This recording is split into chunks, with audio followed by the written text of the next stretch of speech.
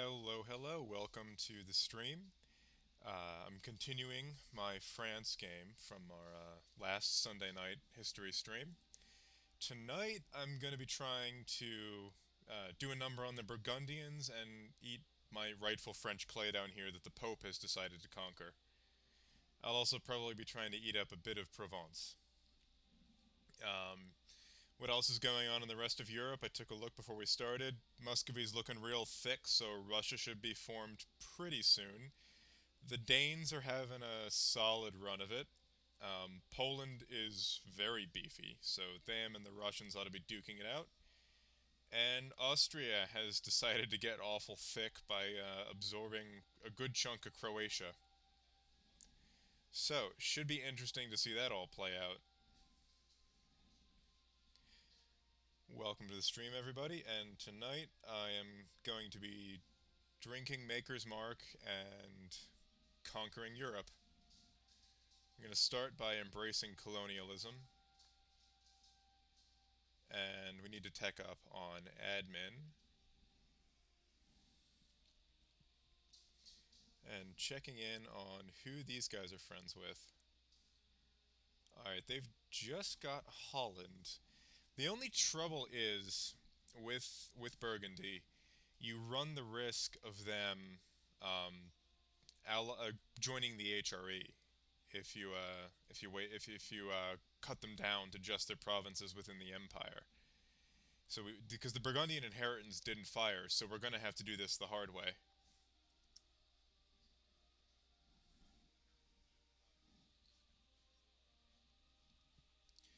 And right now they're at war with England, so this could be a pretty solid opportunity.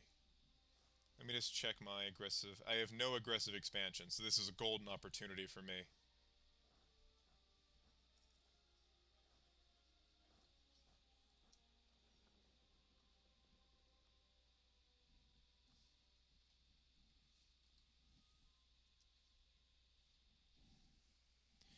I also have a fun mod on this time that will make colonialization go a bit more historically accurate.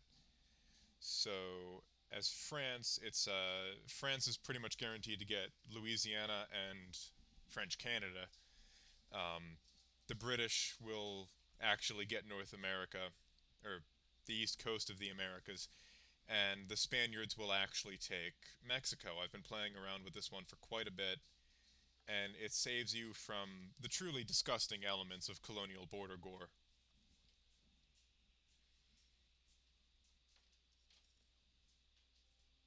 And it looks like they don't even have their union partners, so. Oh, I don't have claims. Hold on. It would help if I had some of those. So I'll let the English get beat up by, or I'll let them get beat up by the English for a little while. Once we have our claim, yeah, I don't care what Spain thinks of us. And I should be able to go on a small building spree.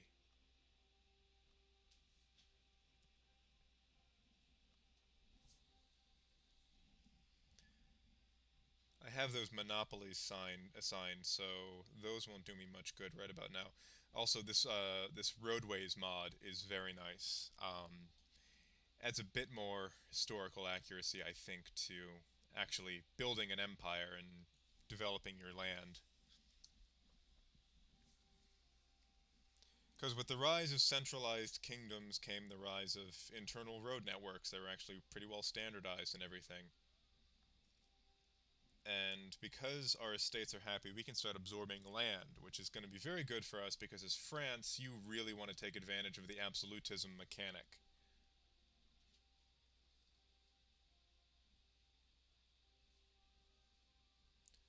Do I have any transports? Yes, I do. I'm going to train at least one guy to send to the Americas, and then these two could probably use some cannons.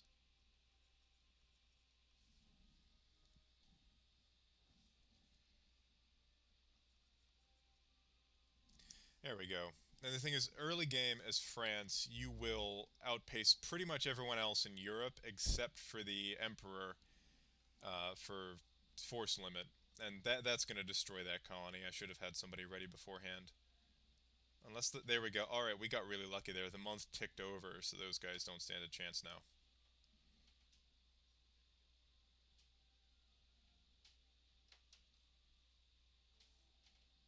And I will take that for the free development in the colony.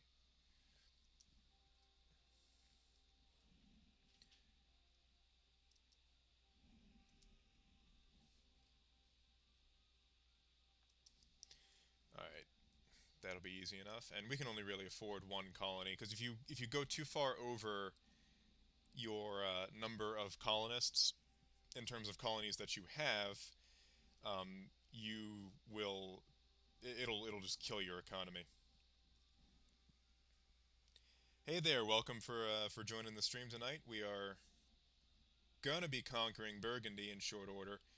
Just need to. Yes, I am. I have a bachelor's in history and started this as a way of reconnecting with it. I don't work in my field. I don't work in the field of in any kind of a historical field, so this is a nice way for me to actually put that degree to good use.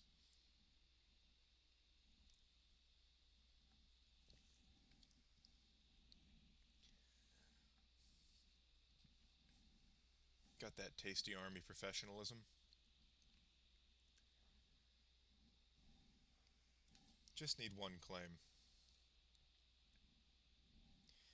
And right now, the series I'm doing is on the decline and fall of the Roman Empire. So tune into that if that is a period you're interested in.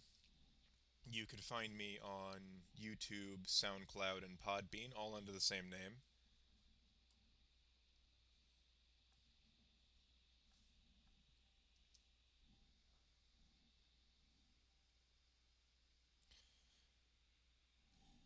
I don't actually know too much about that letter, personally.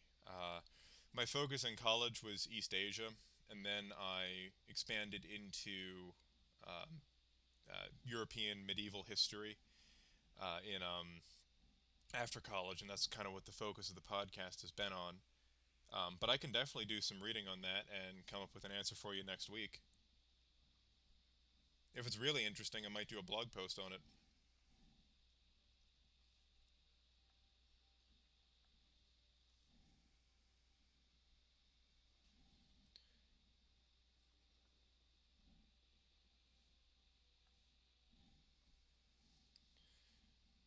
Uh, I didn't have much occasion to. Yes, it is the Battle of Varna, or it's often called in Europe the Crusade for Varna, was an unmitigated disaster for Europe. Um, I mean, it's the start of this game, but you have Poland and Hungary both losing their king in one single battle. You have the Ottomans crushing the armies of most of the smaller Balkan states in one go. Yeah, no, they all have a regency because Vladislav III was killed at Varna. Um, Janos Hunyadi was there too, as well as a few other significant figures from the period.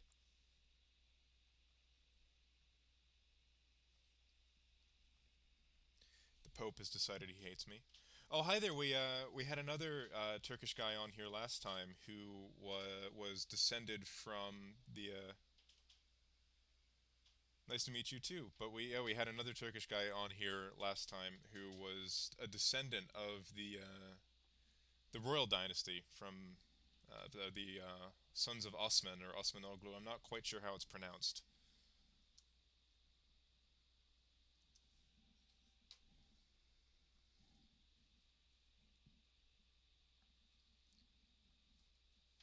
And we're going to turn our forts on.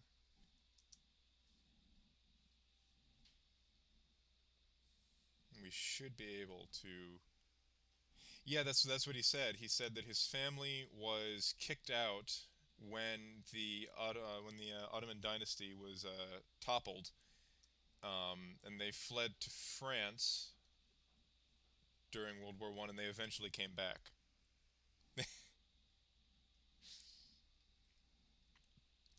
I'd wager a fair number of people have noble ancestry. I don't know. I'm aware that the last living member of the like direct descendants is a stand-up comedian in England.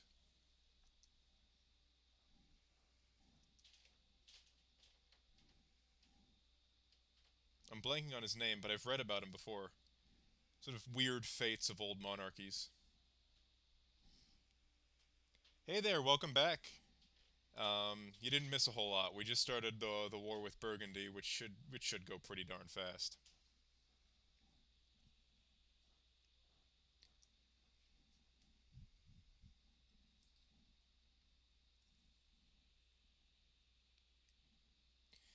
But weird fates of old monarchies. The One of the current heirs of the Habsburgs is he's a race car driver in Formula One, actually.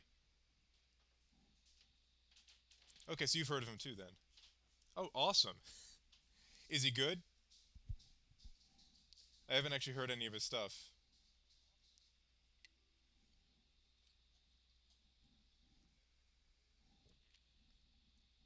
Did not know that,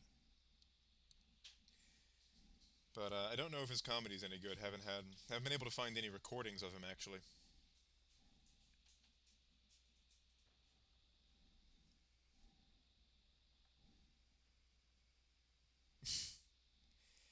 Keep it nice in there. No need for that.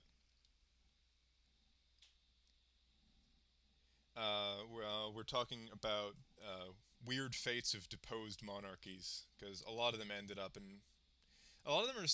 still around, even though you might not think about it. Like the Hohenzollerns of Germany are still hanging around there. The Romanovs are still there, albeit not many of them left. The last king of Romania died fairly recently. I want to say it was 2018. Um, King Michael.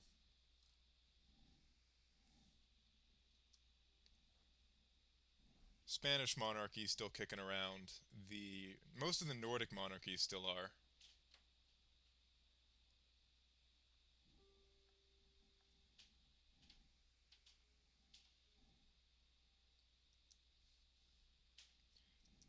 All right, that was almost embarrassingly easy.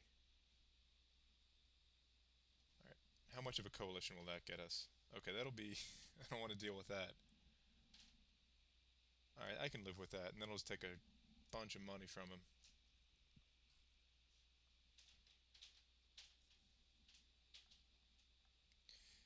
All right, Burgundy is pretty much done for.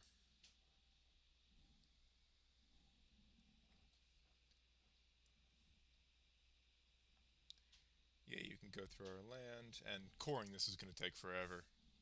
A lot of rich provinces there.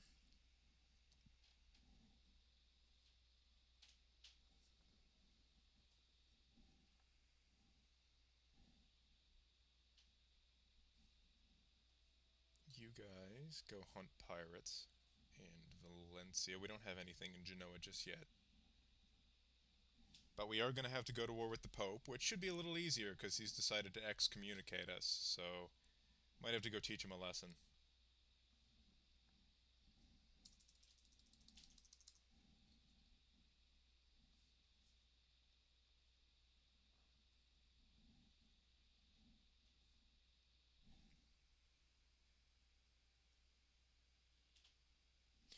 I gotcha. Yeah, they're not real big in America either. We had a few Americans marry into the British nobility, but most of the deposed monarchs from Europe wound up in England at some point. Um, I know that George the Eighth complained at one point during World War II that he was hosting like half of Europe's monarchs in London because the Nazis had kicked them out.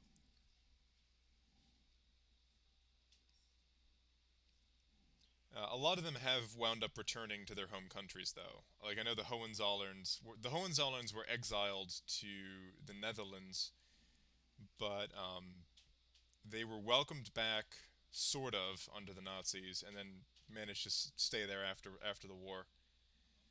So Georg Friedrich von Hohenzollern is the current head of the dynasty. I'm pretty sure.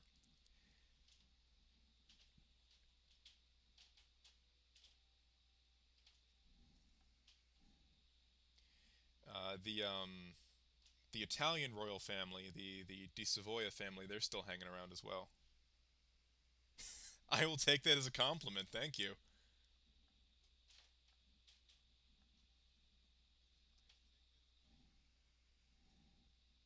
Yeah, I was kind of skeptical about the mustache when my girlfriend suggested it, but I tried it and I liked how it looked. So I think I'm going to hang on to it.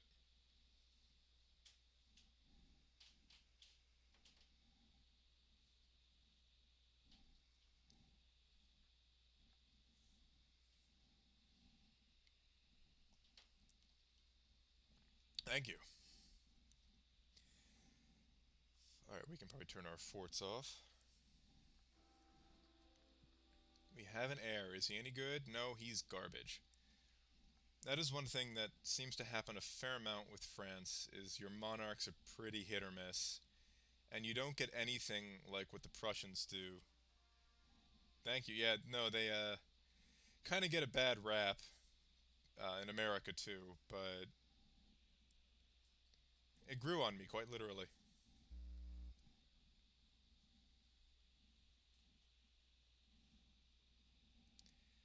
All right, let's see. So they shouldn't have to deal with anything for a little while. So should be pretty safe for us to absorb more provinces. I will take the stability. That is way more valuable than the money.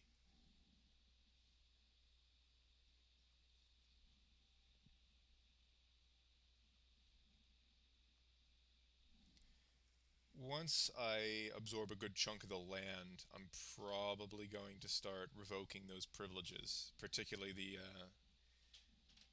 monopolies, because that's costing me money at a certain point.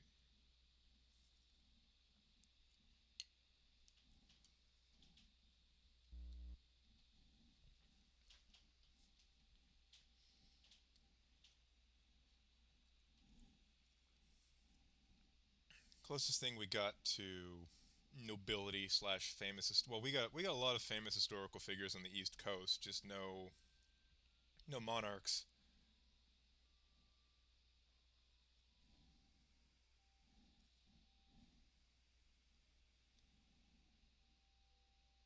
I've been to Mount Vernon, which is it's a really cool trip. You can see Washington's tomb, and you can see all the so many people I never thought of had visited there. I am not. I am from the polar opposite of California, if not politically, if geographically. I'm from Maryland on the East Coast.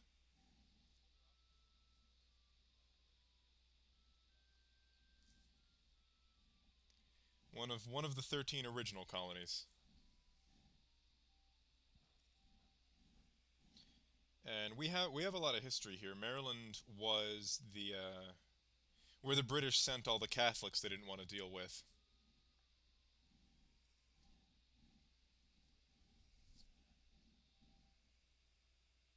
Oh, no worries. Yeah. No, the East is very culturally different from the West. And Baltimore was also the main port of arrival for German immigrants into the US, as well as Czechs and other Western Slavic groups that came in the 20th century.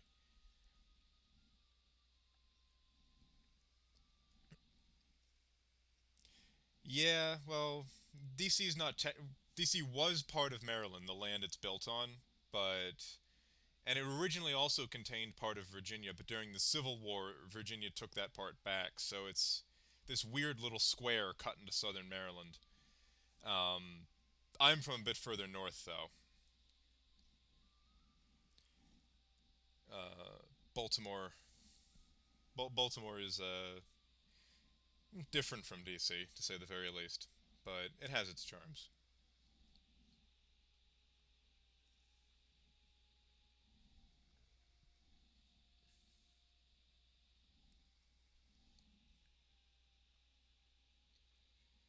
But I have been to DC a bunch of times. It is a very pretty city. It's a shame it's full of politicians.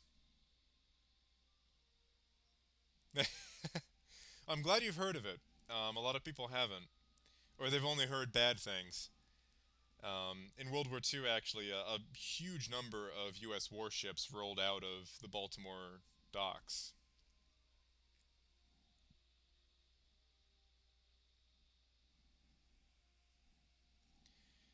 It was also where the Baltimore is also where the U.S. national anthem came from. Believe it or not, I did an episode on it recently. During the War of 1812, after the British burned D.C., they were marching north for Baltimore to basically cripple the U.S. at sea, because Baltimore was one of the major American seaports of the early 19th century. And the British couldn't take it because the defenders of Fort McHenry held against a 25-hour long bombardment, non-stop, by 19 Royal Navy vessels. Meanwhile, the Baltimore civilian militia and about 3,000 regulars managed to fend off a British attack on the city itself. I gotcha. Yeah, no, those are San Francisco, L.A., Chicago, New York are they're the cities we're known for. But I find the only people I've met who can really understand the scale of the U.S. are from Russia, China, and Canada, because you can drive for hours, like, and not hit any one of those cities. They're so far spread out. It's also, I would say, the reason why so many Americans don't speak a second language, because you can drive for, so for example, I can drive 5 hours north, 5 hours south, 5 hours west, and only encounter other English speakers.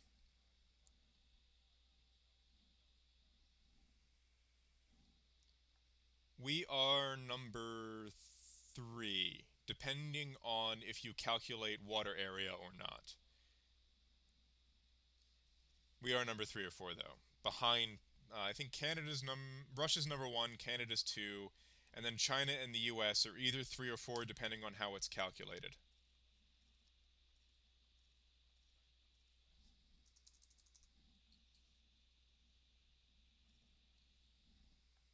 The Americans will tell you we're number three. The Chinese will tell you they're number three. Really depends.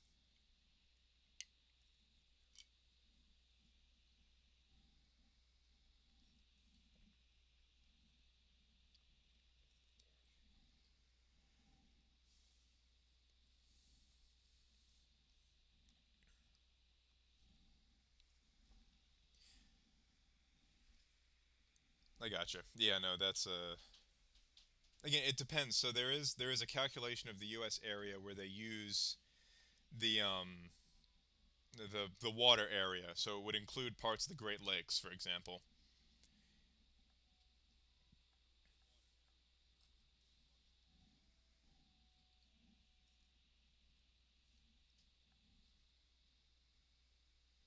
Also, yeah, um,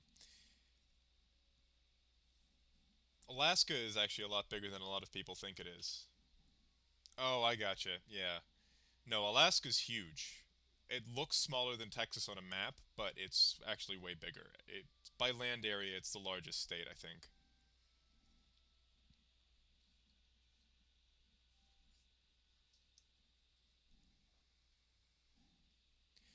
Yeah, Argentina's pretty big, especially in South America, because the only two countries that are big, and I think a fair number of people know in South America, are Brazil and Argentina.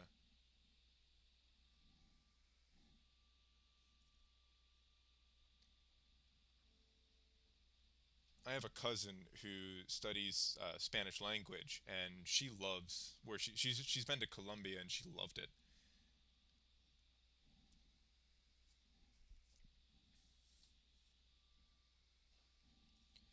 She has also been to Spain proper. She has a sister there.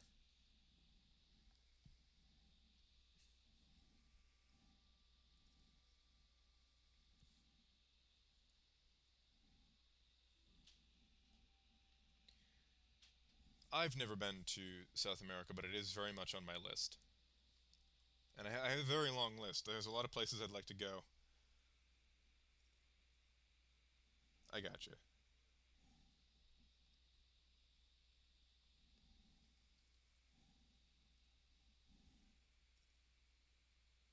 I bet. When I went to France, I the merci beaucoup means thank you very much, but there is a way of mispronouncing it where it means nice ass.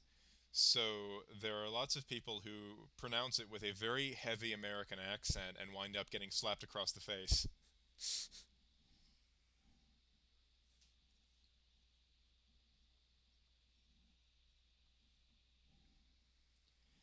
That's the closest I've gotten to that kind of an experience.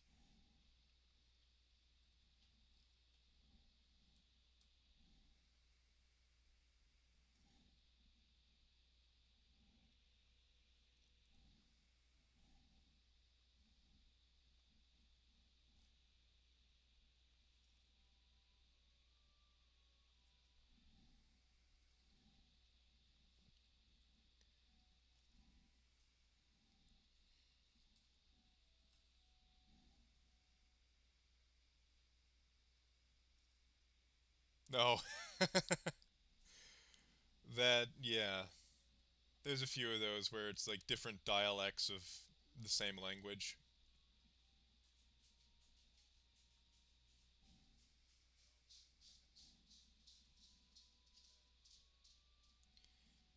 My grandmother is actually she's from French Canada, or her family is.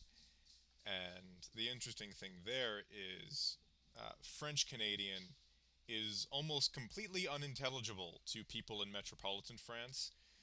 It would be it's it because they speak a much older variety of it in essence, where it's basically Spanish cut off at like the 18th or 19th century, and as a result, it'd be like if someone was walking around New York speaking in Shakespearean English. Yeah, you might be able to figure some of it out, but certainly not if they were speaking it quickly. So a lot of the French my grandmother knows would not was not very well applicable to metropolitan France.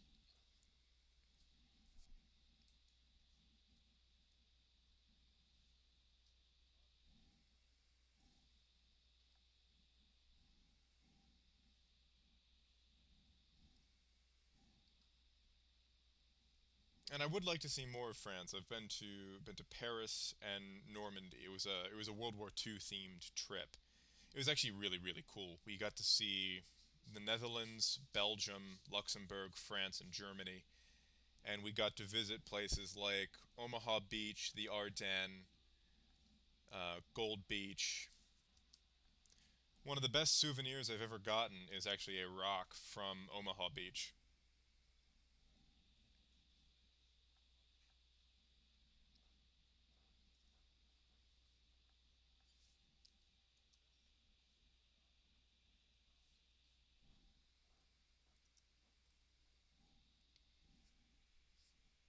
I got you. It is incredibly expensive, and COVID has made things so much more difficult.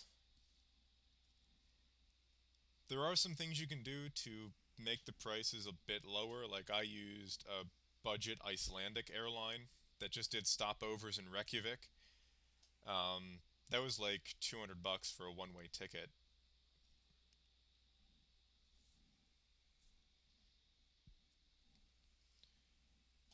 And the last time I've been out of the U.S. was 2016.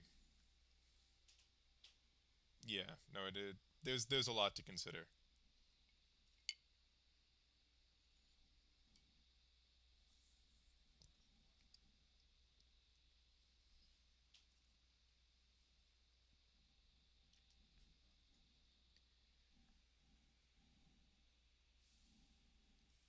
Hopefully, when this pandemic is over, it gets easier. But I don't know.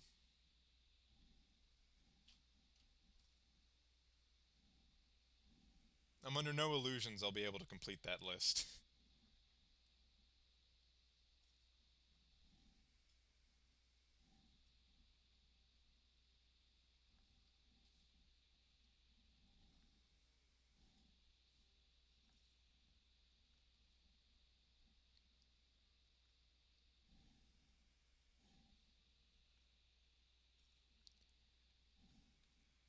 I do have a buddy who's took advantage of a bunch of study abroad programs while he was in college. He did a semester in Italy and a semester in Korea.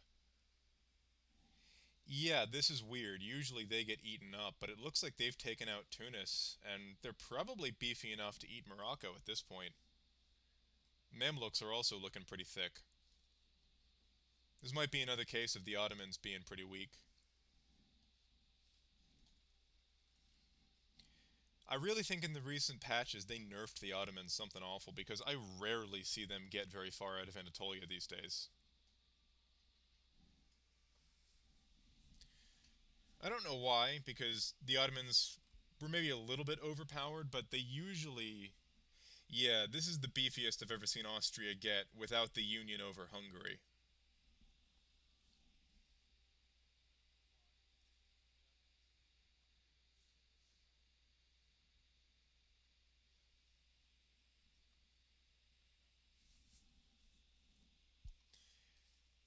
And Poland is also pretty beefy. Looks like they took advantage of the chaos in Hungary and grabbed some land. And they do have the union over Lithuania, but that is also. Yeah. But it also looks like Brandenburg didn't get the sale of provinces from the Teutonic Order, so I don't think we'll see Prussia form.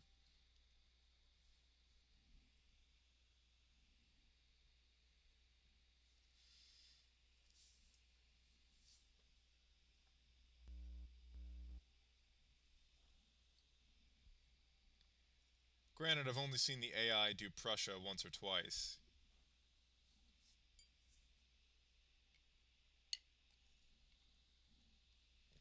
and I've sunk almost 2,000 hours into this game. Got me through a lot of stressful exam weeks in college. It's rare. Um, every once in a blue moon, the AI will do it, but it is not common in the slightest.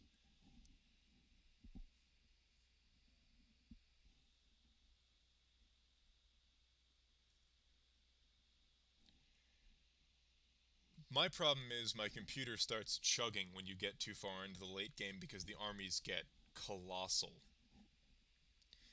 I haven't seen the revolution mechanic play out. Usually I wind up stopping right around the mid 18th century.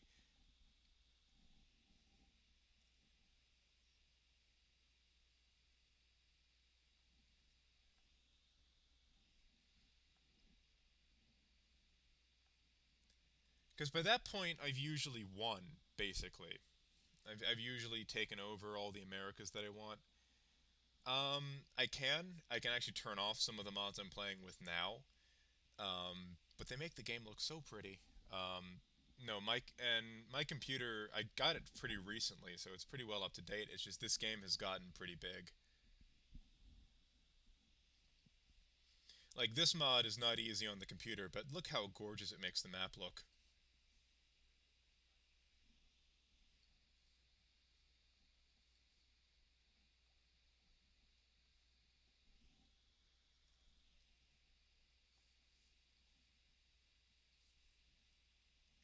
Like it looks much more realistic with the little pieces of farmland around here.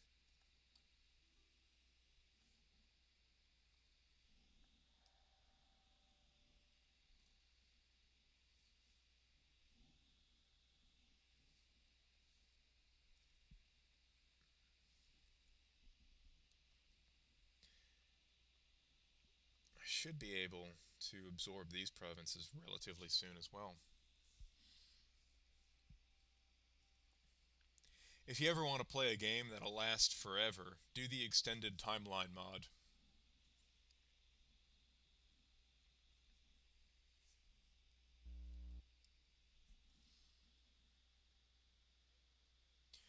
Yeah, I will be on about another 2 hours. Honestly, this stream usually wraps up around 10:30, so I will see you in a little bit then.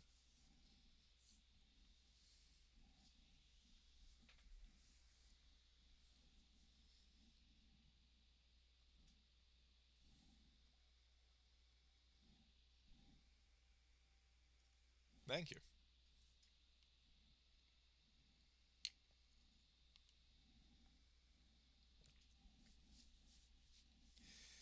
Alright, so this tech up is going agonizingly slow. Just need a little bit more though.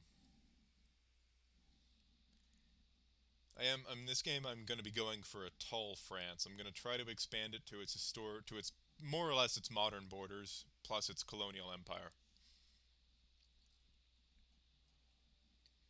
So I think my next wars will be I do want to finish off Burgundy before the HRE or before they join the HRE because that if that happens that's going to be a huge pain in the ass.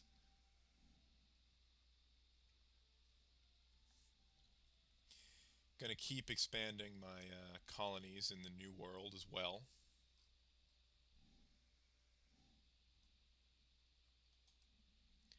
I'll form some claims.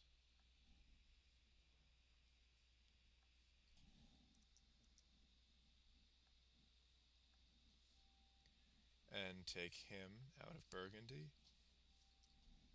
And I'll send him to the Papal State. Or do I want to eat Provence?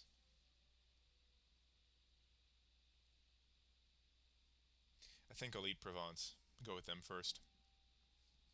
I don't like having that weird, the like off blue color in my map. Wait, did they joined the HRE? Of course they did.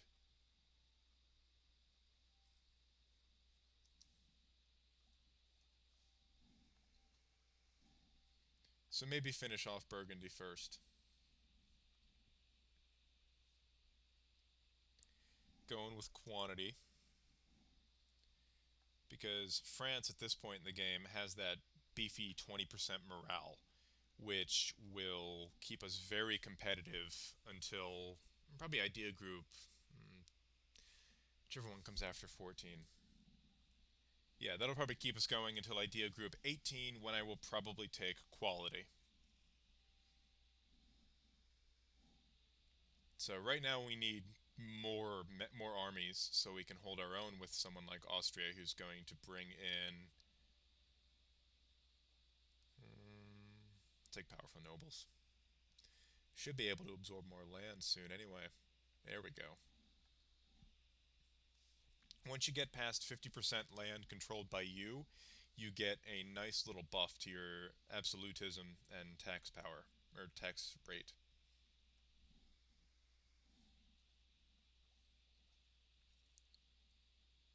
Alright, I have the money.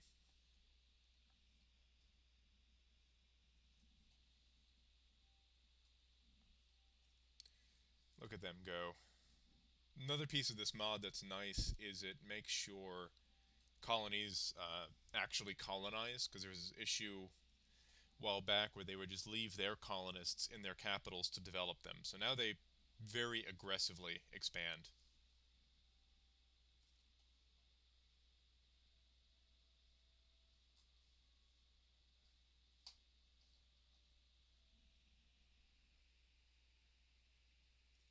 Side with the clergy, because the bourgeoisie are much nicer with me right now. I'll take that. And I'm playing with missions extended, which is very nice.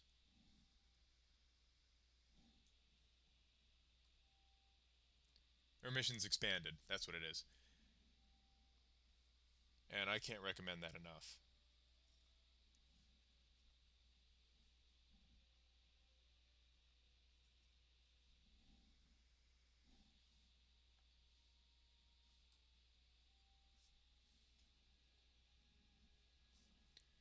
Because let's see what my other options are. Alright, the papacy doesn't have very many friends. And that would allow me to secure my southern border, so I think I'm going to go after the papacy first.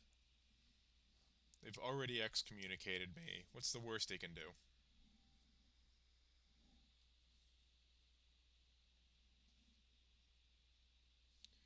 Ragusa, Ferrara, and Genoa. But Genoa is pretty weak. They don't even doesn't even look like they control Genoa itself. Holy crap, what did the Ottomans do to Poland?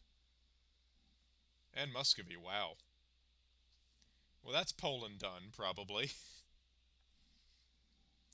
I had high hopes for them this game, but I guess there was mistake. And also, I apologize if you hear my dog in the background. He must have heard something he doesn't like.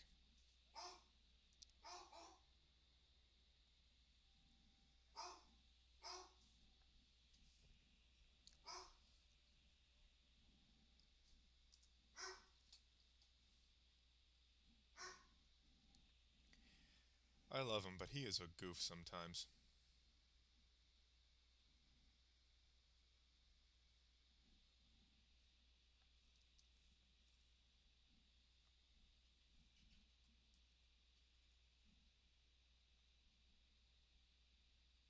Oh yeah, we can definitely deal with that alliance.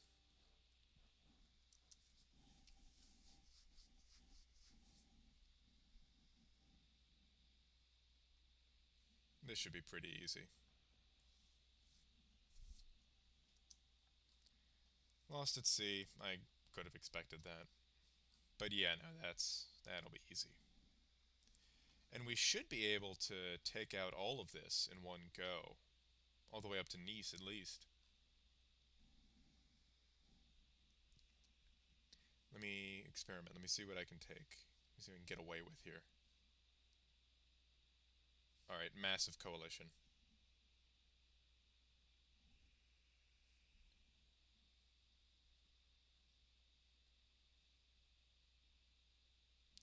That's a coalition I can deal with.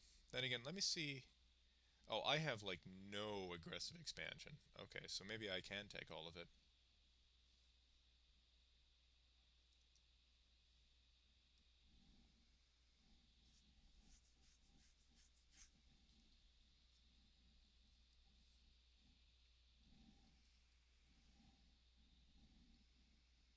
How's everybody doing, by the way? Good Sunday evening?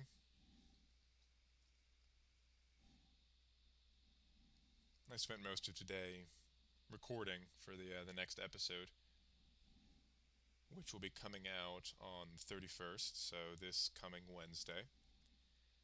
And it'll be detailing the crisis of the 3rd century.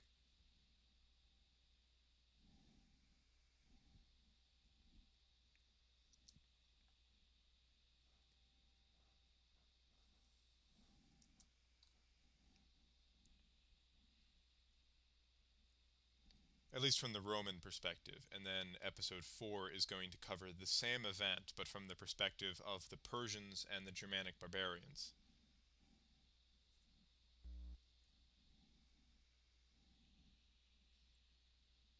Because that was also the era when the Germans were subjected to increasing invasions from Central Asian and Slavic groups, pushing them out of their territory, which pushed them westward.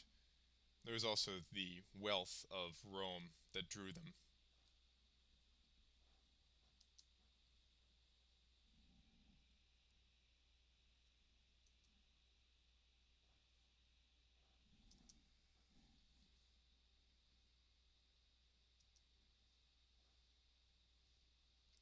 You wait there. Want more dudes to turn up. Alright.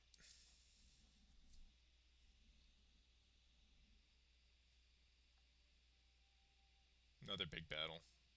But we have real beefy morale. So much for Prussian Space Marines, these are French Space Marines.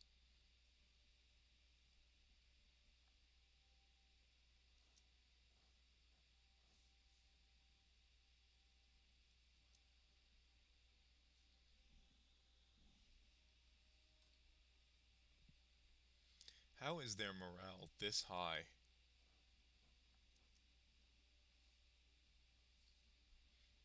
Yeah, my aggressive expansion with Burgundy is almost gone.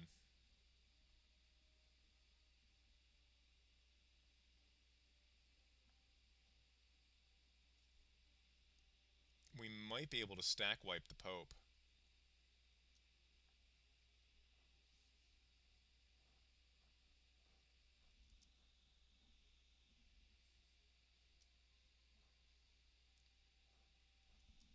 Alright, come on. There we go.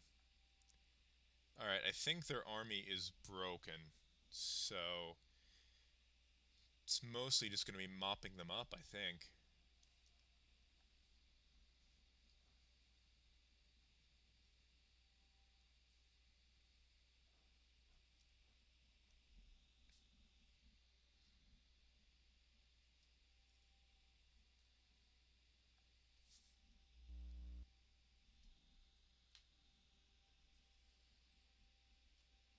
And there they go again. They just don't learn. But we should be able to block them off at Turin.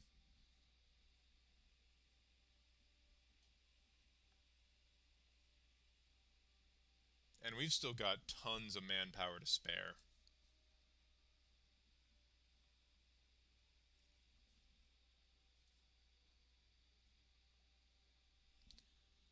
Gonna take that military, the first quantity idea when I get the chance.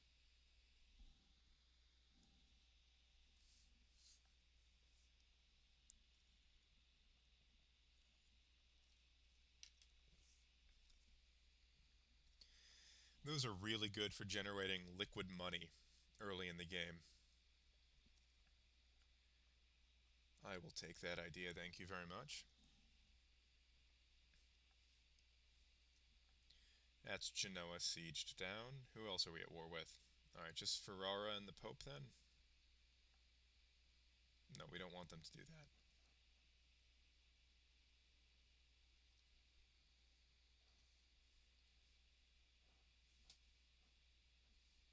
They don't have enough men to siege that down, so I'm not particularly worried about it.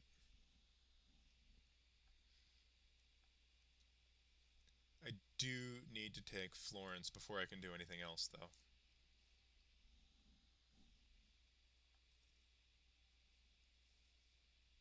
But I should have them completely blocked off, which is good. So I won't have to worry about anything more than this one Genoese force.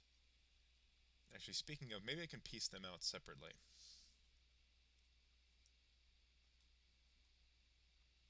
I'll take your trade power and other money, please. Thank you. Alright, so now it's just Ferrara and the Pope left. And Ragusa for some reason.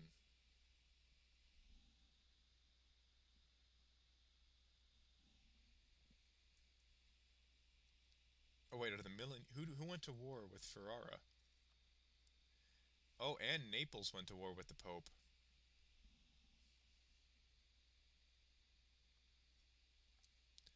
That's Florence done. Now if I can capture Rome, I should be able to bring this war to a very swift conclusion.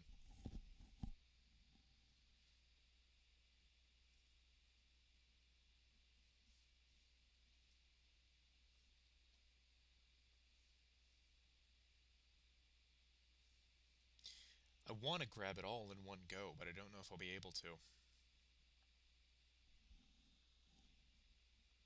Naples kind of ruined my plans here.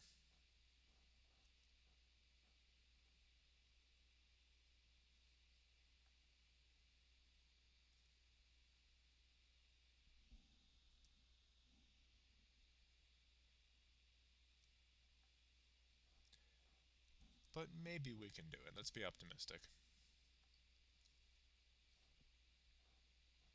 At least we can walk to Ragusa, because my navy has lost horribly.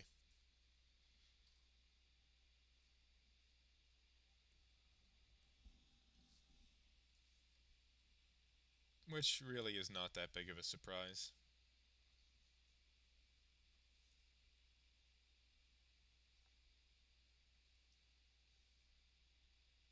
Maybe I can take these guys out of the war. Not quite.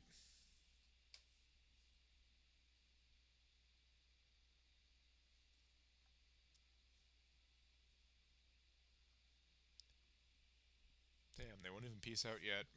Close, though. We're getting there.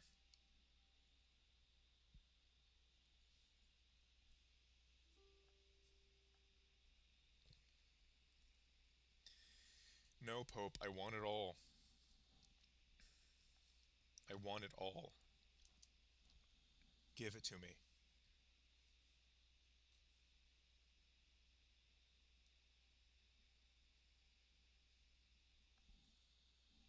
Alright, just gotta blow up the walls of Ragusa here.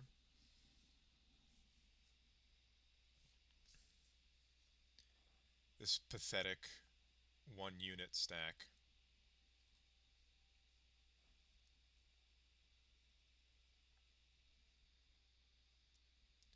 What's my income like? Maybe I can't afford a second colony.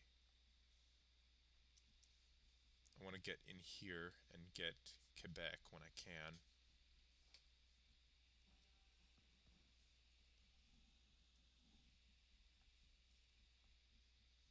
Alright, there we go.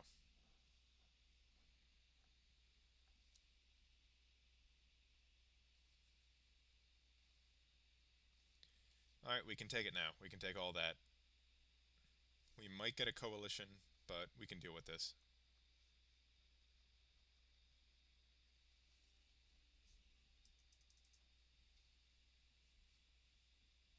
Alright, get these guys back. These guys in Avignon. And core all that. There we go. Alright, France is starting to look a little thick. Sure. Alright, there's the coalition.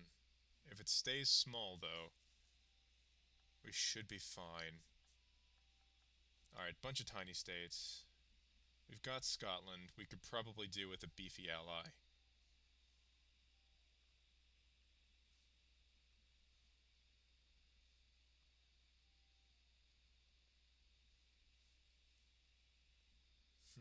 Who wants to be my friend?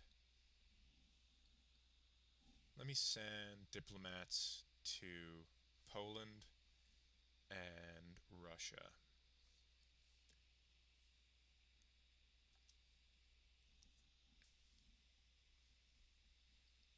Alright, so Austria's in the coalition. That's worrisome. But otherwise, it's a bunch of small states.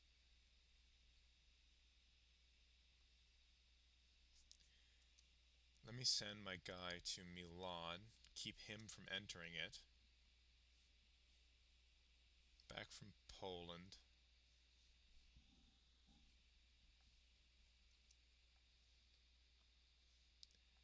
I need an alliance that is strong enough to scare the hell out of the members of this coalition.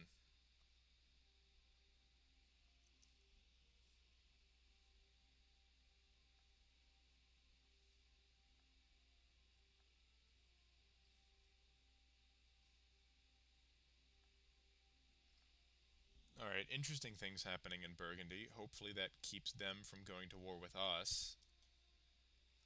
Should probably build up my army. More cannons. Stop those guys. More cannons.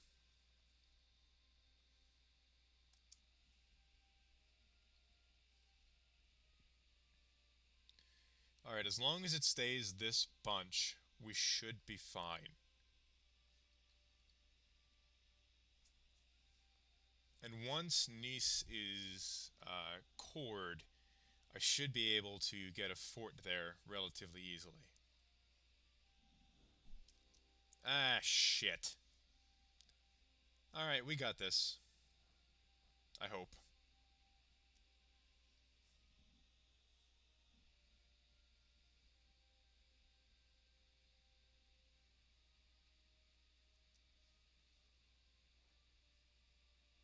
Alright, Burgundy is not going to be much of a threat. Austria is going to be the real problem here.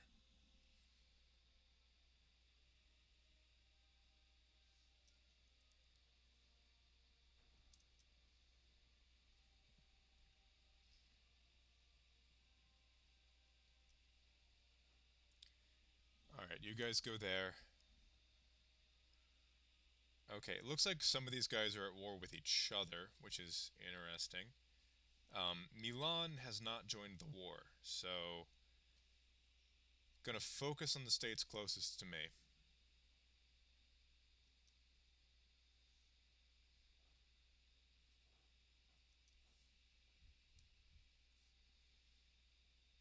Alright, take out that stack.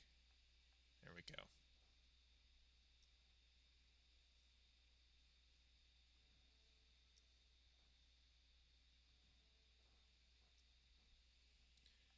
Kill those guys too. Alright, I don't think we have much to worry about with regards to the Austrian army, except now that they're pouring over the south. Shit.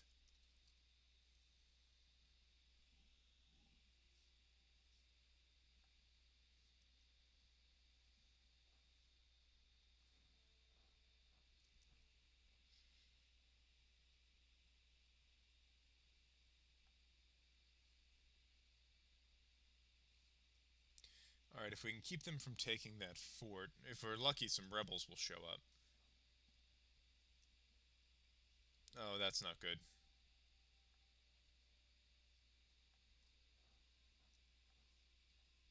Alright, where are you running to? I need this siege of Anjou to be over so I can unite my forces. Alright, there we go. Everybody meet at Bordeaux.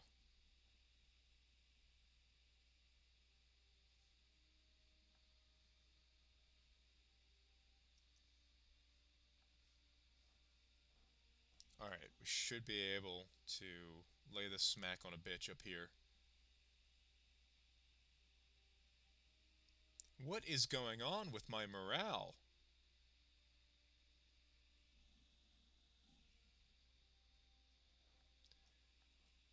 Well, this is ending the way my last France game ended.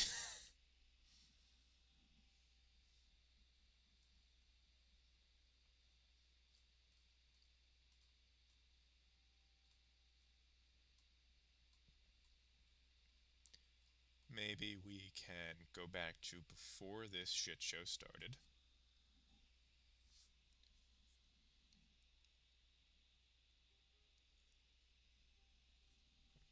Got a little too confident dealing with that coalition.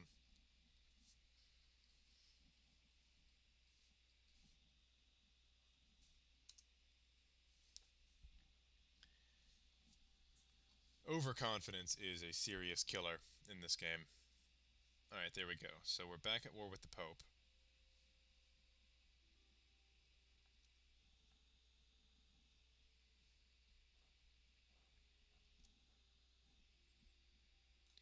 Now, we gotta make sure we don't get a coalition again.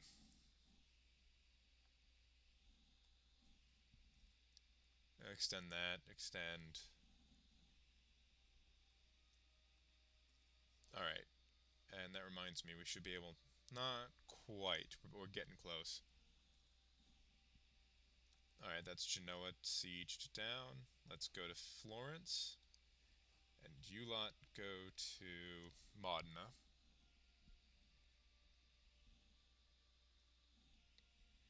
Alright, gotta be a bit smarter about how we do this. Coalitions are a killer at this stage in the game.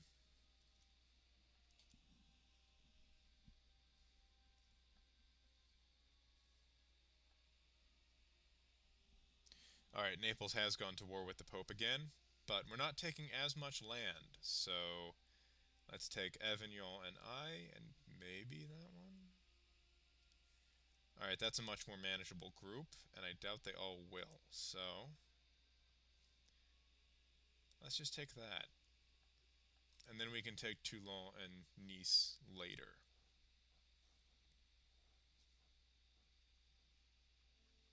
There we go. Alright. Alright, that should be much more manageable. And we'll probably cool it and focus on the New World for a little bit while our aggressive expansion ticks down.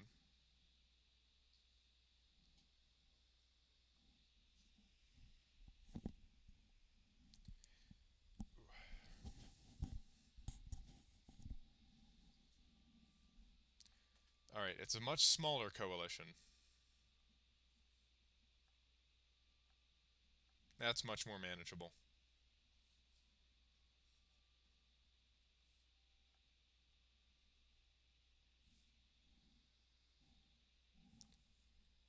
Alright, I think we were gonna get a coalition no matter what, but we should be fine now.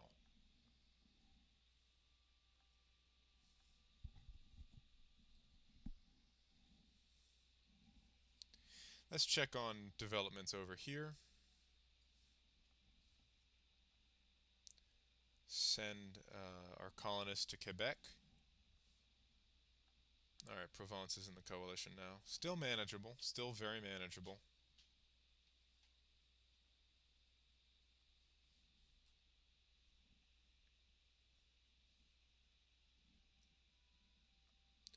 We want to keep Milan from getting in. And let's see, Liège, another German state. Let's keep them out.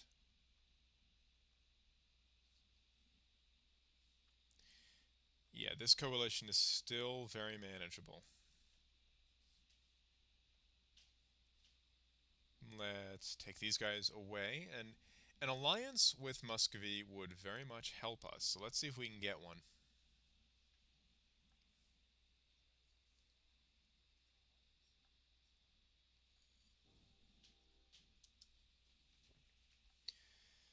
All right. Fun. Fun shit. Another coalition war.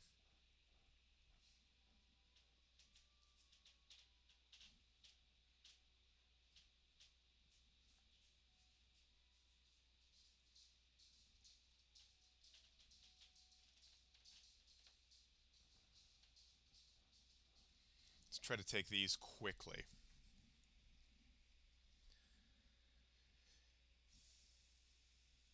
Because if we can take out Dijon and Anjou, we might actually be able to expand some in this war.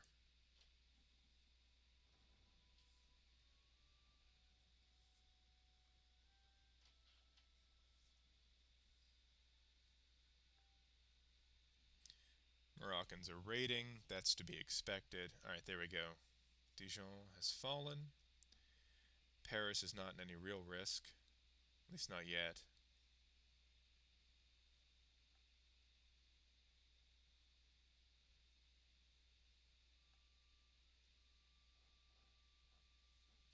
Nope, that's a trap. Don't want to fall for that one.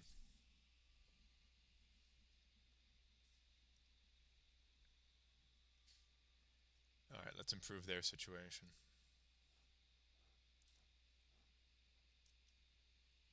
And let's stop this Austrian stack, or bon, HRE stack from taking Paris.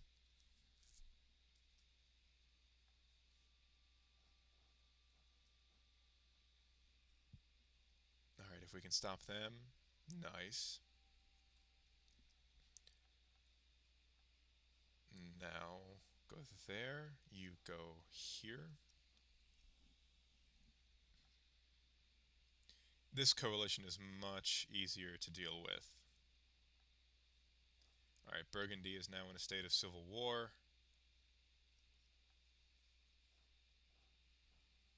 Alright, Habsburg stacks, let's deal with them. They have some... How did they get generals like that? Holy shit.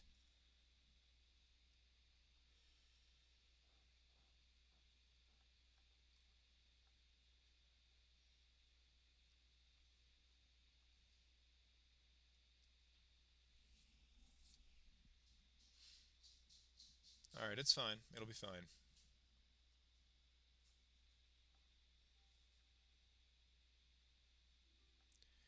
We still... Well, the Burgundian rebels are taking that fort, which is not good for me.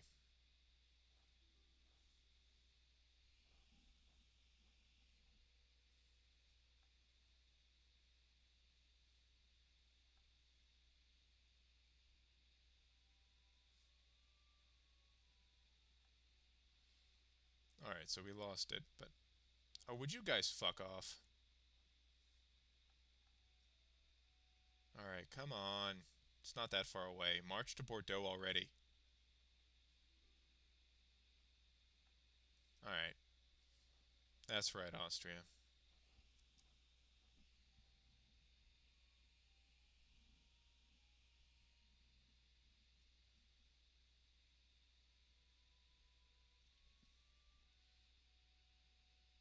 One more month and our morale should be back to normal.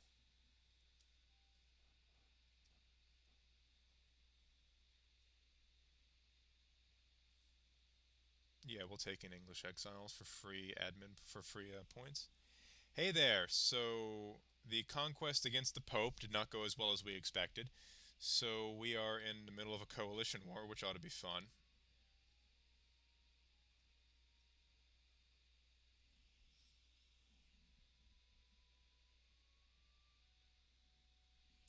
Still got plenty of manpower, so we shouldn't have to save scum again.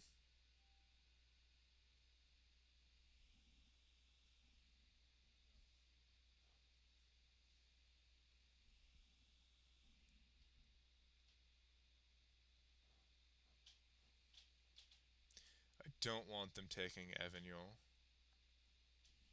Definitely don't want them taking Paris. If they take Paris, we will have to save scum again.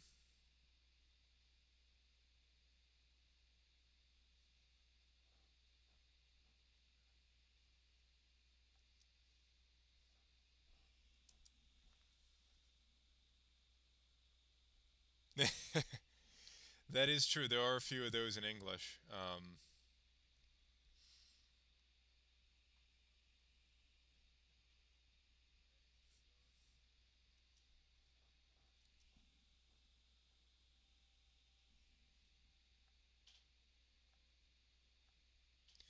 There's actually an archaic English word, bick or B-I-C-H, that sounds a lot like bitch, but it's actually a word for generosity.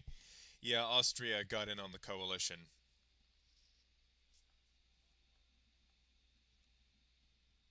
It's okay. We'll take Paris back. And yeah, we'll take Paris back soon.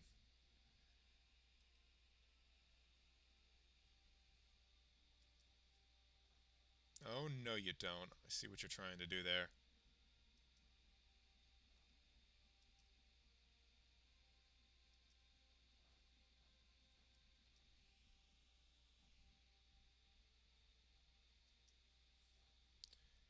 Detach siege. Send those guys to help out.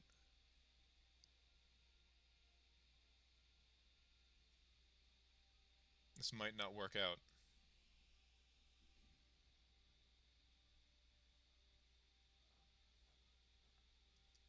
Yeah, we're gonna have to save scum again.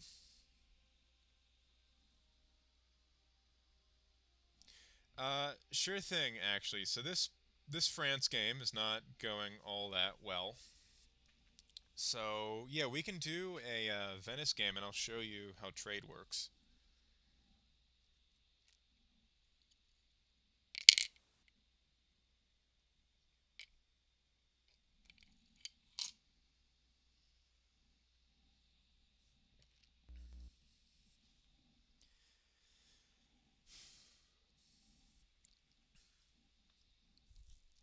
It is one of the most interesting mechanics, and also one of the hardest to really get the hang of.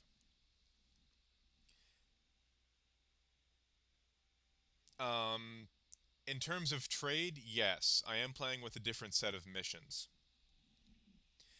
Um, so I will have different Venice missions, but the trade mechanic will still work the exact same way.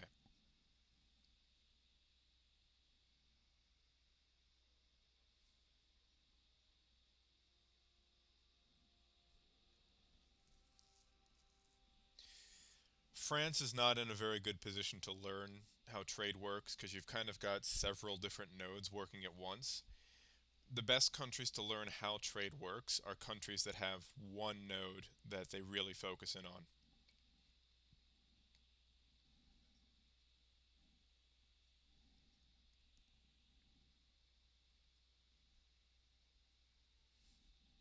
I can also get into some of the Republic mechanics here as well.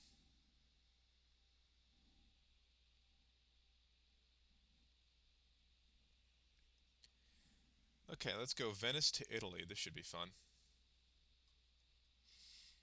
Alright, so Venice in the 1444 start is basically at the peak of its power.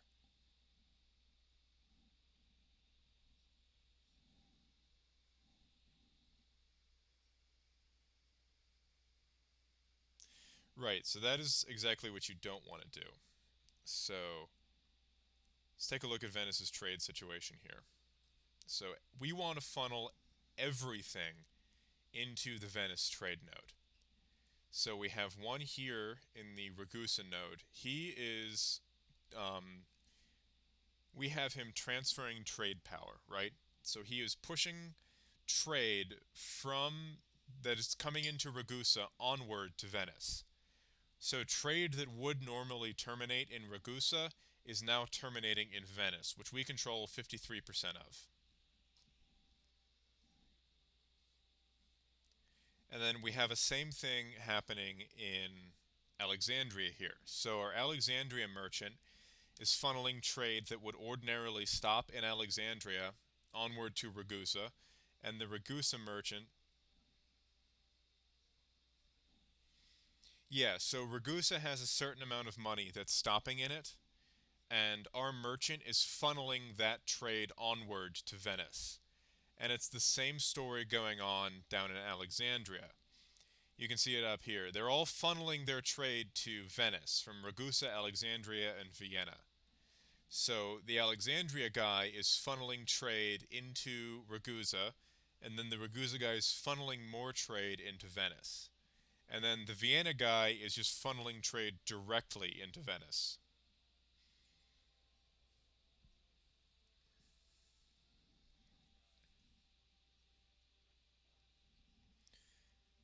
Alright, I haven't played Venice in quite a long time, so.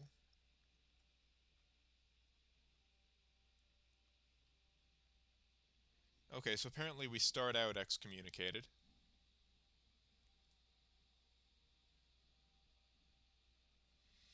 We will lose our excommunicated leader fairly quickly because we are a republic, so I'll just leave that be. Who shall we rival? Byzantium's going to be gone soon. I will rival the Ottomans. Yes, so the more trade power you have in a province, the more of that trade gets funneled.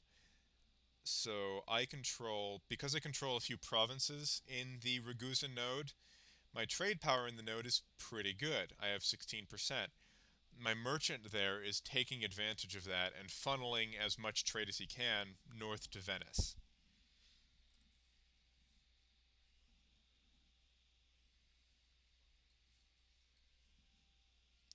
It's the same story down here, but I don't have as much control. And Venice is an end node, so no trade is leaving Venice. And I automatically collect trade from it because it's my home node, which is where my main trade city is, which of course is Venice itself.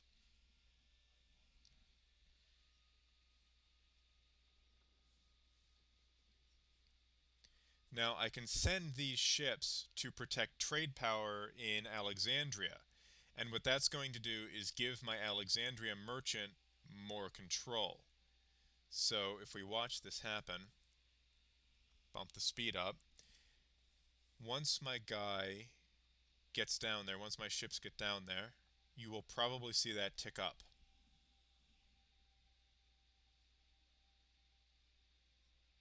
Alright, waiting for the month to tick over.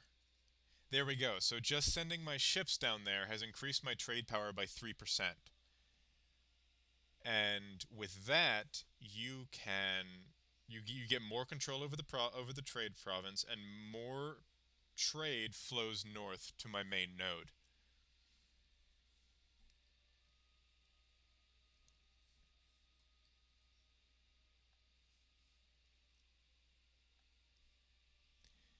Now, one of the problems that you have to deal with as Venice is the HRE, so you really can't expand much in Italy until the Shadow Kingdom happens.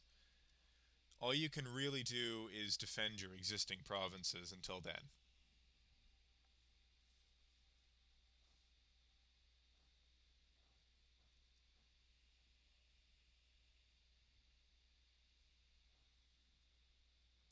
And Venice is an incredibly good province because it is one of the single most valuable cities in Italy. You've got a lot of farmland around it in the Veneto. Or no, you don't. It's okay. So you got some farmland in Verona, but you've mostly got hills, looks like. And then Venice itself, I believe, is farmland. No, it's coastline. All right. Oh, you're excited about a Venice run? Yeah, so the France run did not go all that well.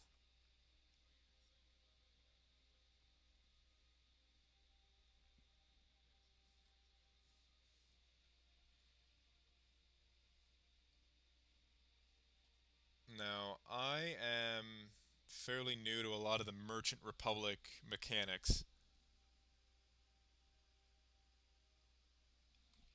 Yeah, no, that happened in the France run. So we're hoping to do a Venice to Italy.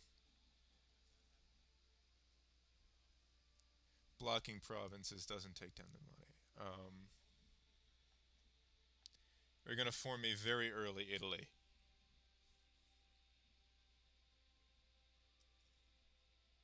I'll take that splendor, thank you very much. I also like that we got a very dope flag using the this flag mod I've got on. The Lion of St. Mark, who is the patron of Venice itself.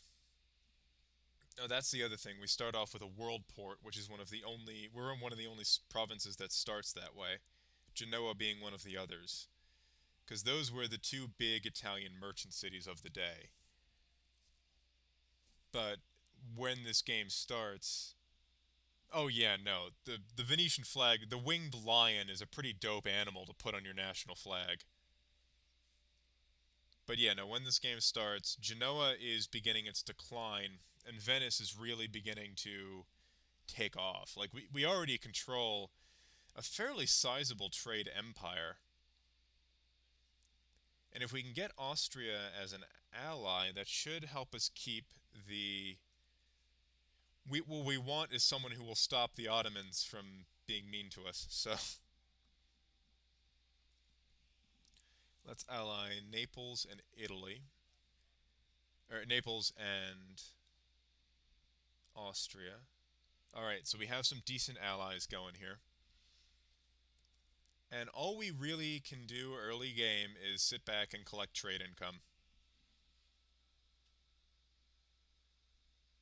Yeah, so the having extra trade ships down in the Alexandria node makes sure that it increases my trade power. But if I were to send those ships back home to Venice, I would lose that trade power. I'm also going to build some galleys. Doesn't much matter if I go over naval force limit, but I'll stop there. Okay, we also control Ravenna, which is actually an old holdout from the Byzantine Empire, believe it or not. So Venice really starts to rise to power because for a long time. So where is better to send them? So it really depends. I have more control already in Ragusa, so I sent them to Alexandria, which gives me roughly even control in both. But that's really up to you. But when you click into your navy, let me show you. When I click into my navy here and select mission, protect trade, you can see how much money each would give you. And Alexandria gives me the most money. So that's where I send them. Oh, another thing, Venice does start out with some vassals down here.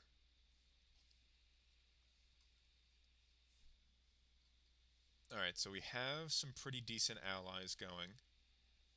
Let me see if I can get some more. See if I can ally. Because Albania has a really awesome general, Skanderbeg. And yeah, they have one of the best generals in the game at the start.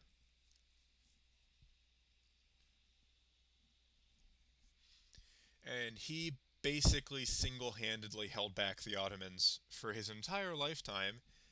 And when he died, the Ottomans turned his bones into jewelry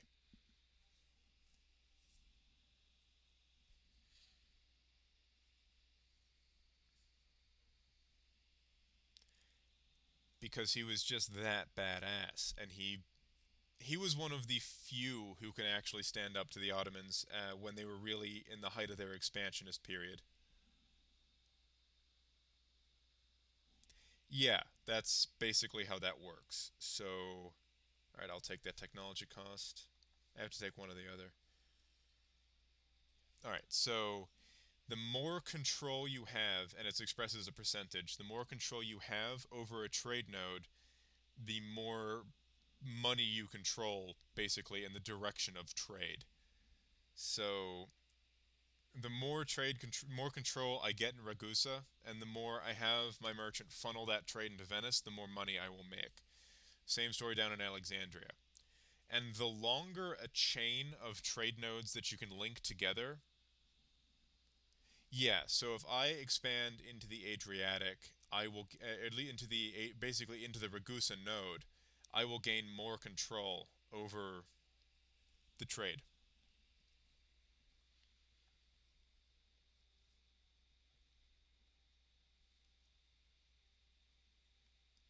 All right, and this is a Republican thing. Yes, you can theoretically, but usually I see it peak at around in like the 90s. Like if you're playing England and you've really developed England, then you should have like 90% control over the English Channel, which is good enough. All right, who do I want? I will take the admin power guy.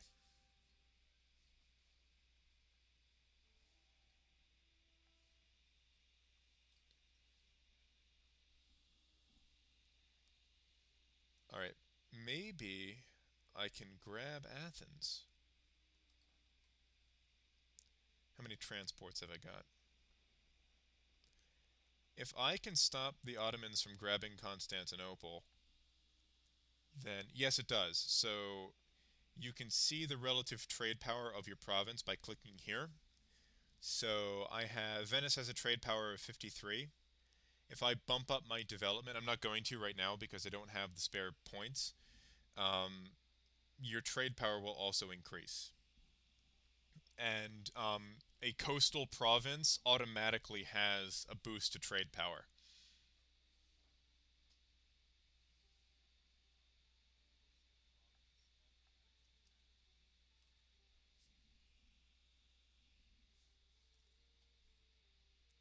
So yeah, your trade power factors in a bunch of different things.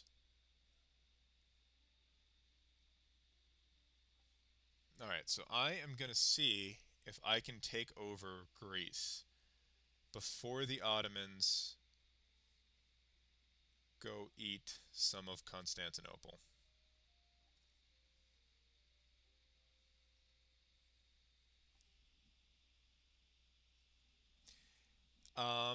There's a few differences. So right now Venice is a level 3, so it's a good example to show you.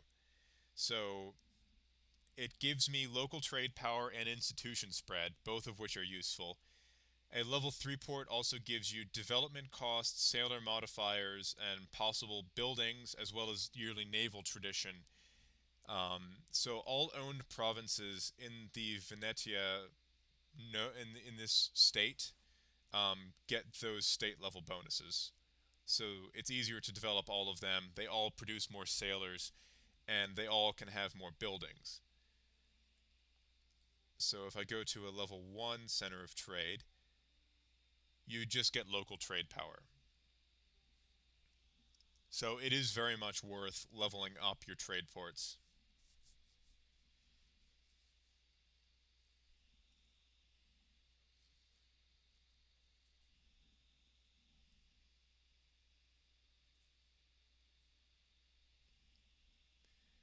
Alright, so let's see if we can do this.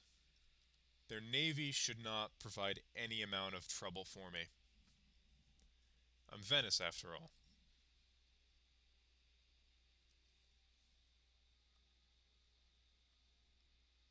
So Byzantium and Serbia. We can take both of those.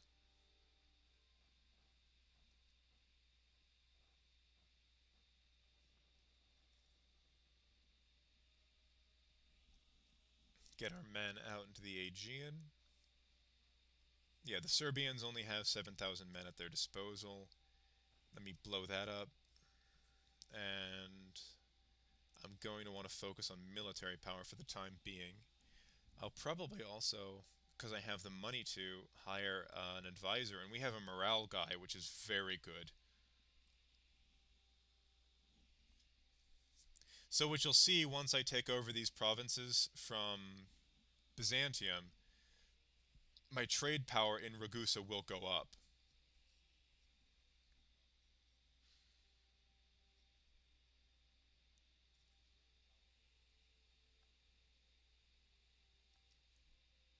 Alright, that's Athens sieged down.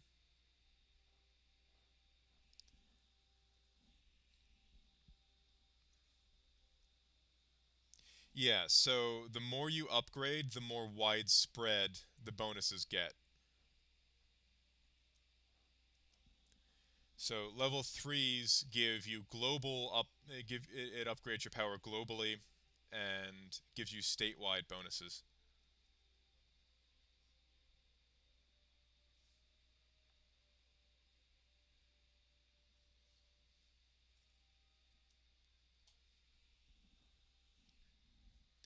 So, and the only thing is your number of level three trade centers is limited to the amount of merchants you have.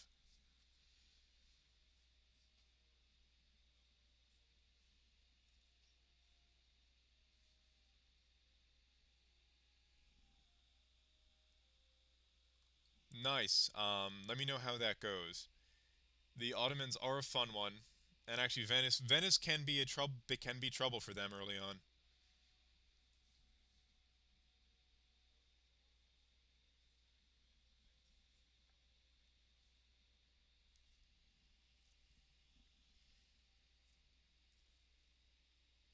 All right, I'm sending my ships to deal with this Serbian army.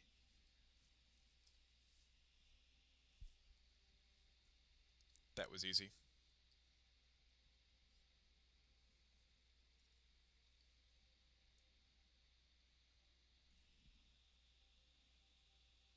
Very nice. Very nice. No, that'll be fun for you. I rarely will play as the Ottomans. Usually, I like playing uh, in Europe proper, or sometimes in Asia if I'm feeling frisky. Come on, don't lose to them here.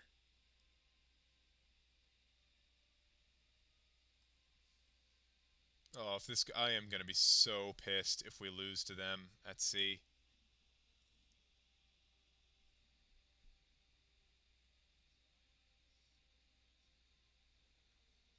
Damn it.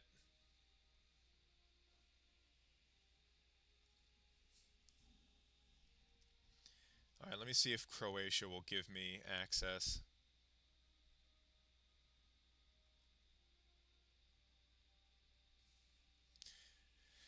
Well, I know for sure that Hungary won't, because they're my rival.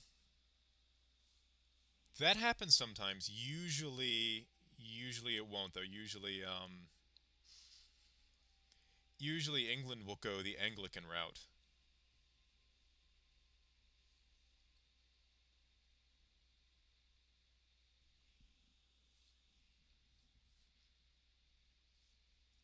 All right, the Serbians, for some reason, are attacking this fort down here and not, you know, Venice,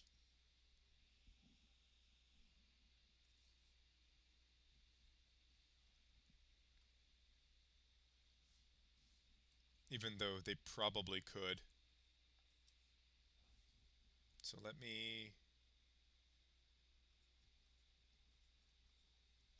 while I'm here, I might as well give myself some more men, replenish what I lost. This siege is going well. The Serbians aren't going to get down here. Should also be able to build a few more ships.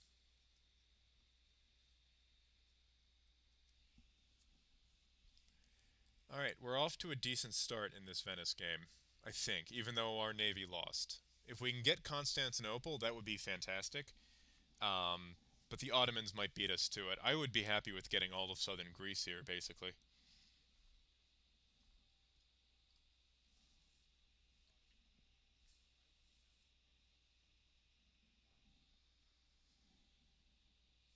Alright, there we go, we took it.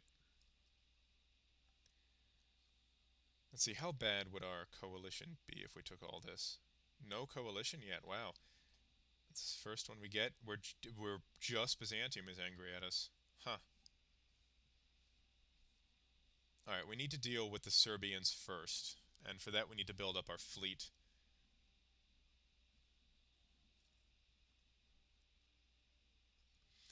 One advantage of playing in Italy is that you are almost guaranteed to be right next to the first institution, which is Renaissance. You might actually get it in your home territory, which is always nice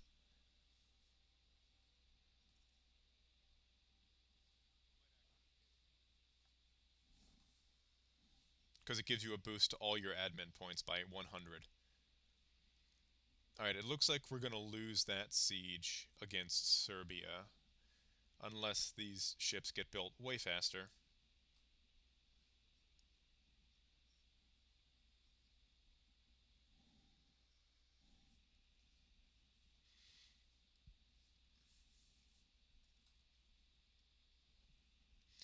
But no, we might be able to grab Constantinople, which would be great.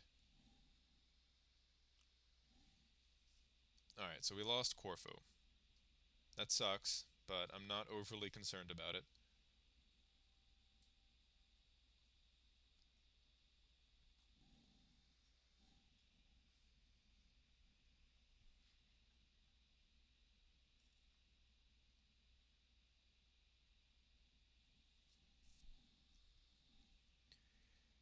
Venice is fun so far. I haven't played a Venice game in so long. Alright, what kind of fleet are we looking at here? 7 galleys. I have 7. I want to finish building these guys before I try tangling with that fleet.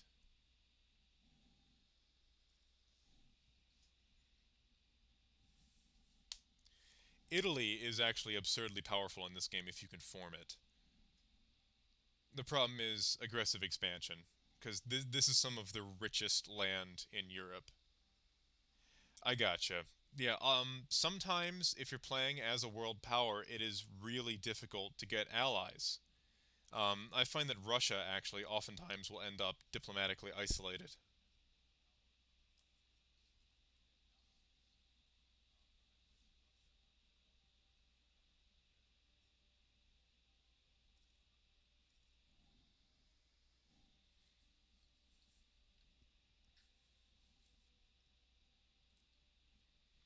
Alright, once these ships are done.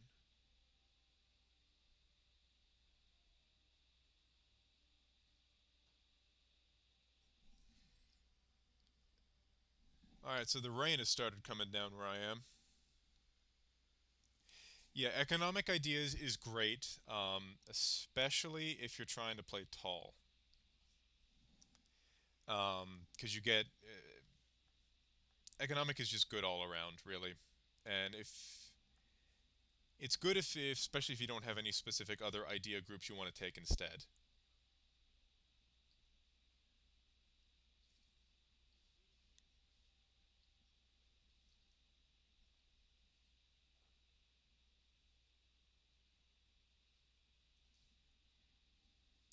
All right, time to break out of this.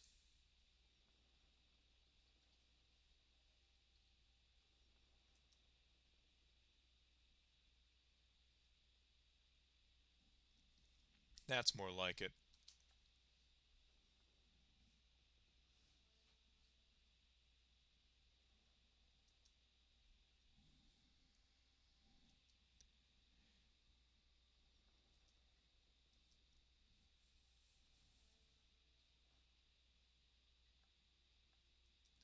All right, send my guys down to deal with the Serbians.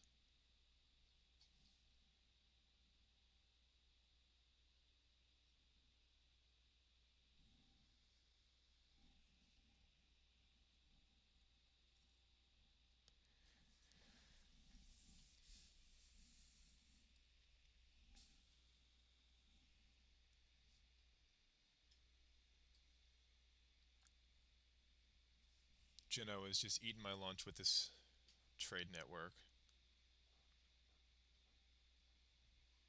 But we're going to form Italy, so we will eventually conquer them.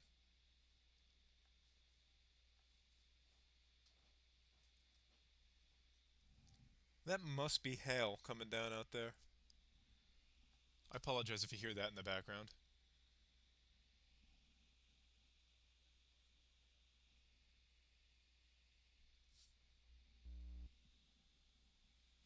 Oh, that's bad.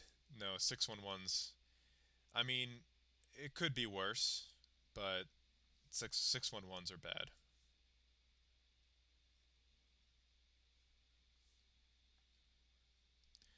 I will take the Republican tradition. That's useful.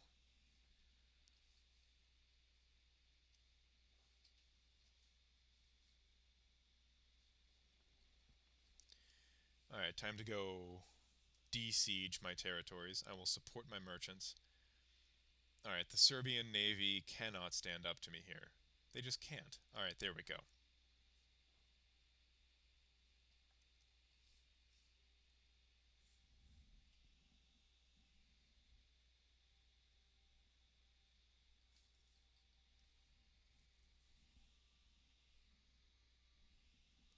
Okay, we're making good progress here. Very nice. All right, that'll help you out. That is solid. That is one of the advantages of republics actually, is you can basically make sure you get the kind of leader you need when you need them.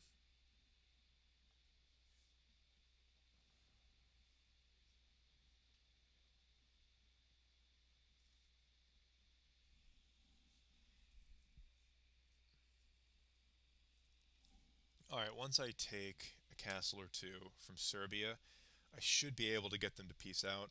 Maybe give me this province, which would be nice.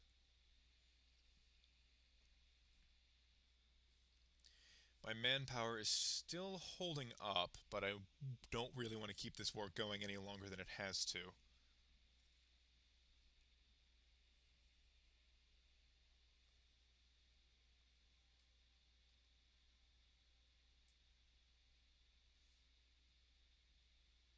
Yeah, I would need a 100% war score to take Constantinople too, so I probably do want to piece Serbia out at some point soon.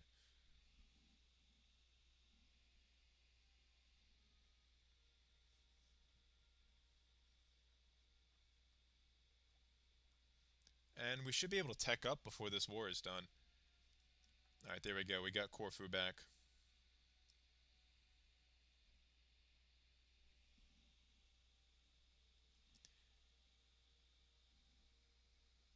Hmm. Yeah, Albania can get some pretty beefy allies right at the start because they have such a strong general. Skanderbeg is a three-star general right off the bat.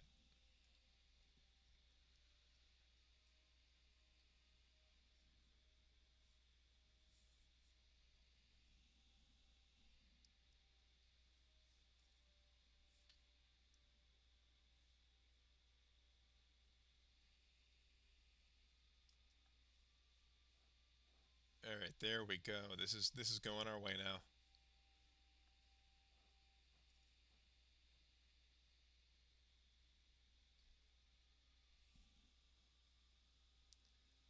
Wow.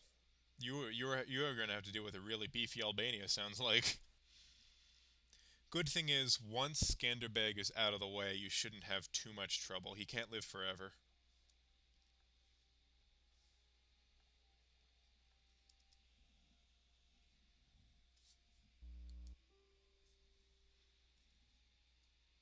Oh no, I'm gonna conquer you, Serbia. You're not getting out of this that easy. I'm gonna take all of your money. And probably a province too.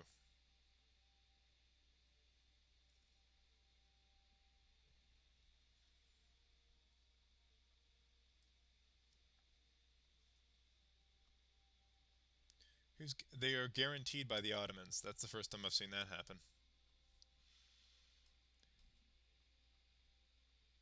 Alright, I'll take that. You two march down here. Okay, that's good. Aragon will not be that much trouble for you as the Ottomans. You have such a significant advantage over most of the Europeans at that stage in the game. You should be able to nuke the Aragonese pretty quick.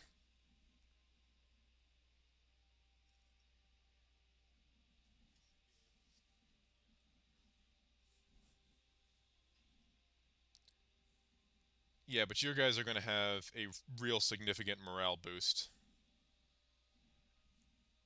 especially if you're using the Janissaries.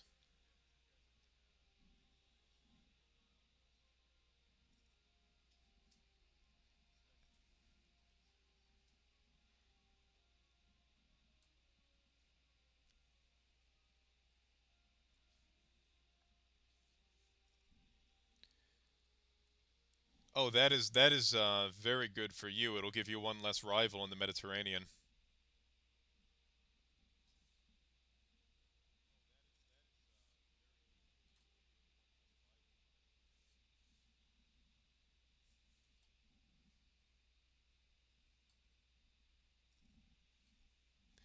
All right, so I'm going to send my trade ships over to help, so I should be able to bombard Constantinople from the water. Hmm, not quite enough. And we're getting call for peace. All right, we might not get Constantinople. Doesn't look like it. Let me siege him a little bit more, see what I can do. That is true. The Ottoman navy in the once they took Constantinople became quite massive,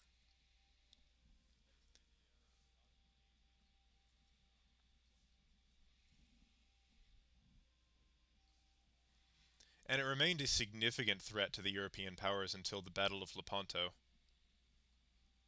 which was a naval battle fought in southern Greece.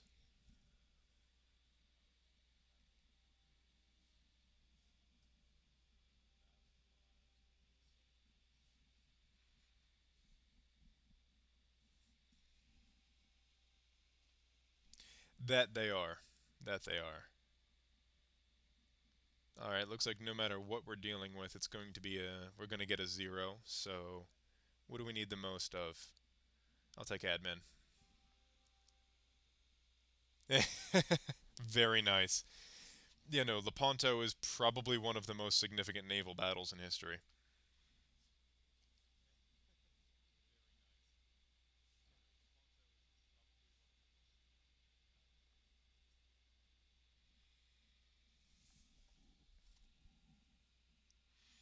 Alright, gonna send my ships to break this siege. They did in terms of the number of ships they had. They rebuilt the navy pretty quickly. The problem was they lost so many experienced naval officers, and they were not so easily replaced. Ships are easier to replace than someone with decades of naval experience.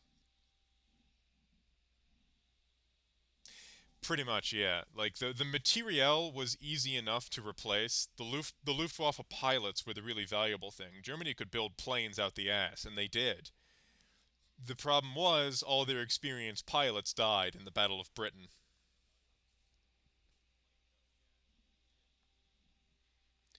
But no, that was the Ottoman problem is they were able to rebuild the ships just fine. The issue was they lost all their major naval officers in one battle. So they didn't have anybody left over who knew how to use the ships as well. All right, and we got Constantinople.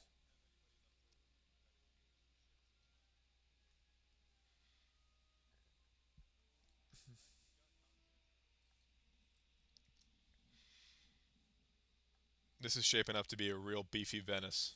Oh, this will be fun. Also, yeah, it's the issue of like material is easy to replace. You just build more of it. But if you lose people with like decades of combat experience, extremely experienced officers, you're not replacing them anywhere near as quickly.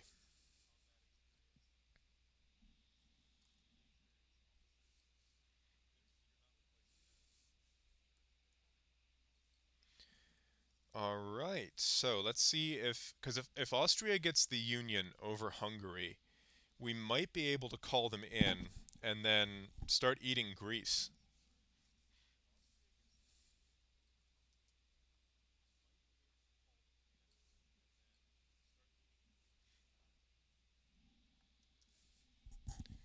So this is going pretty darn well, all things considered.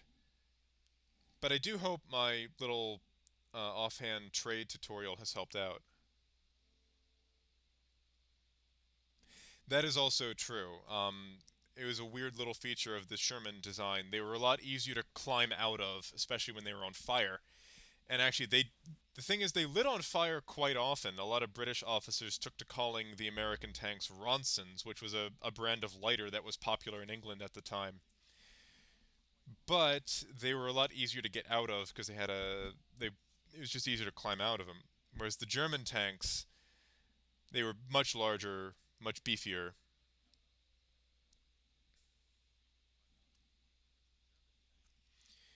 Um, yeah, no, the the Americans were so successful in tank campaigns because we were able to just build endless numbers of tanks.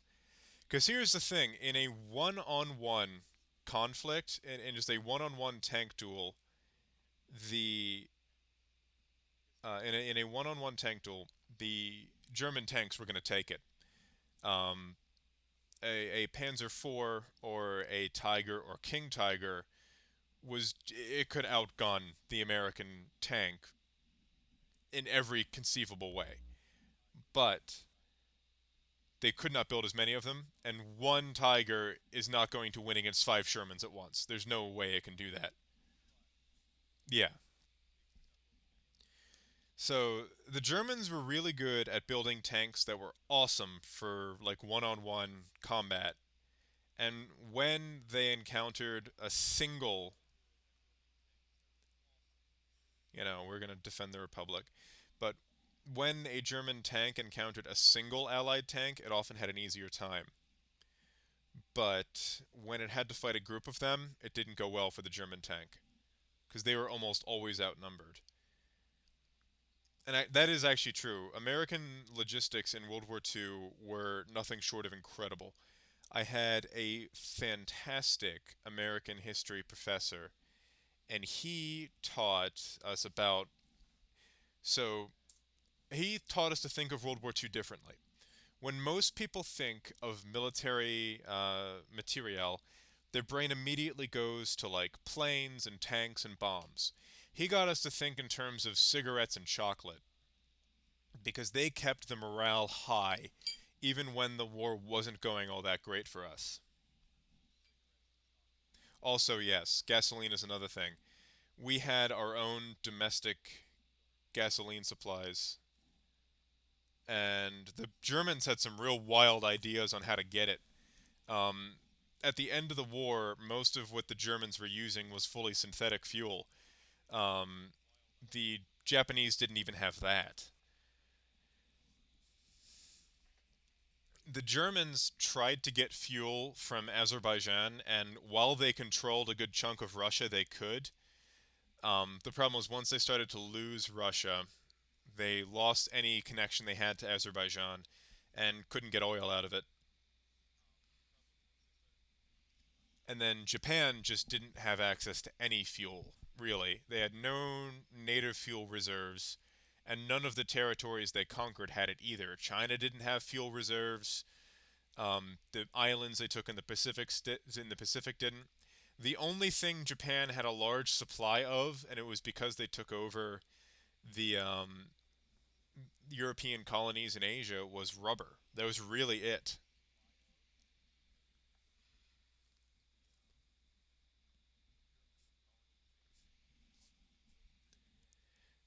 But yeah, no, it was one of the world's first resource wars, and we saw just how important gasoline was to modern warfare. Because the U.S. had its own native supply of gas, we were able to basically fuel the entire Allied war effort on our own.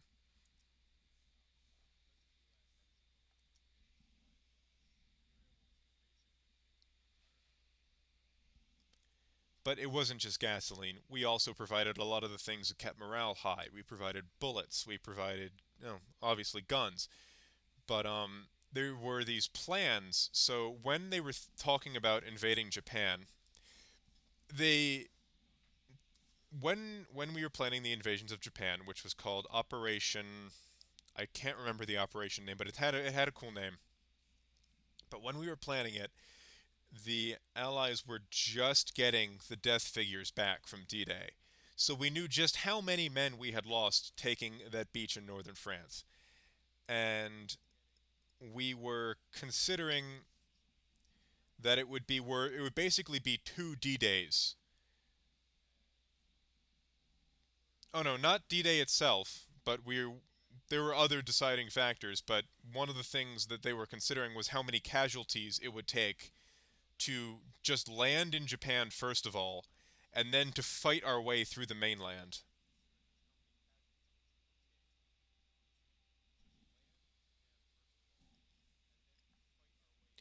Right, the campaign was brutal, but the Allies were anticipating that the landings on Japan proper, well, that too, but they were thinking that the landing on Japan proper would be like two D-days plus a very nasty guerrilla campaign on the part of the Japanese.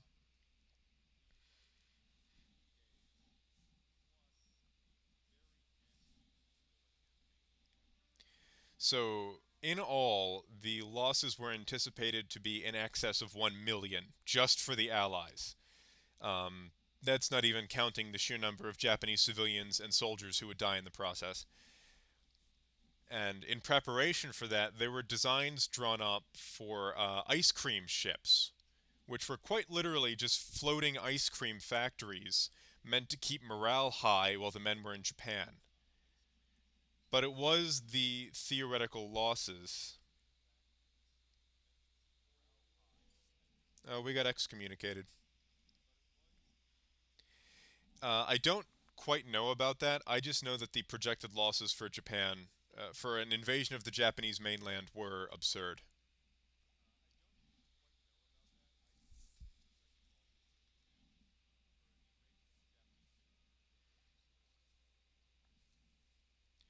And that was also one of the things that. Oh, really? That is actually interesting to know.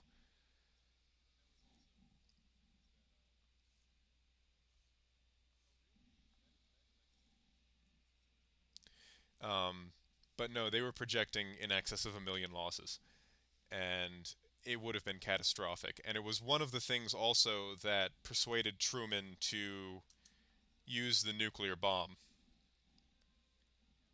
And again, I mentioned this last night. For him, it kind of came down to just the brutal calculus of war. Do we wipe two cities off the map, or see what happens when we try to take this all by oil? Because I think in doing that, you need to consider the sheer how hard the Japanese civilians would have fought. Truman couldn't hang. He really was out of his depth when it came to dealing with people like Stalin and well, Hitler wasn't really much of a threat anymore at that point. But uh, Truman couldn't hang with a guy like Stalin. Stalin was one of the most brutal, awful people of the 20th century, and Truman couldn't politic like he could.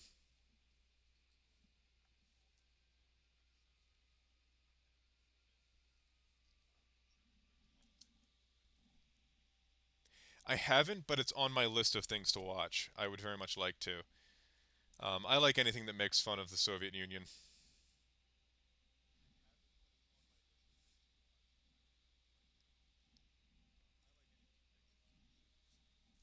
All right, I think I'll have to watch that. Um, I think one of the. Oh wow. Um,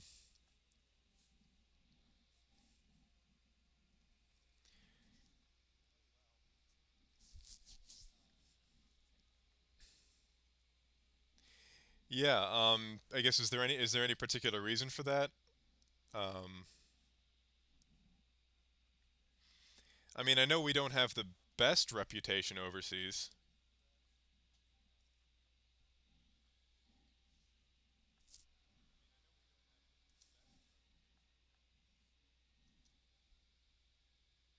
Huh, well, I guess we did do a lot of messing around down there that really screwed things up.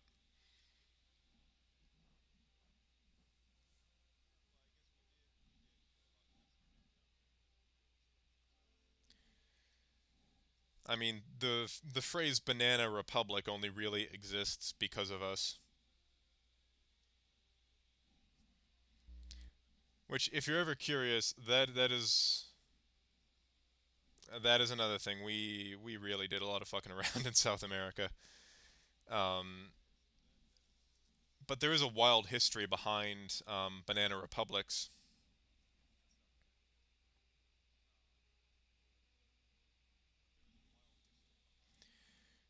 We were literally launching coups on the part of fruit companies so they could get cheaper bananas.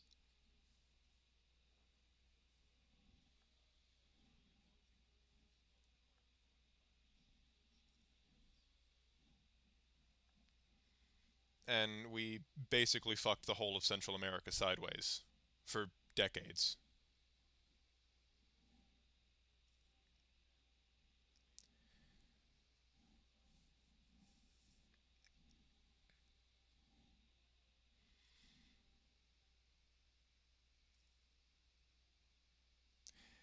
I have heard that from a few people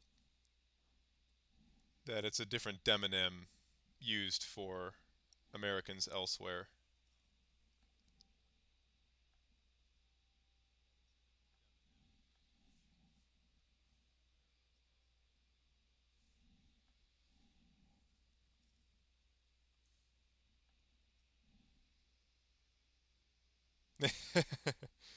It does roll off the tongue a lot easier, I will say that.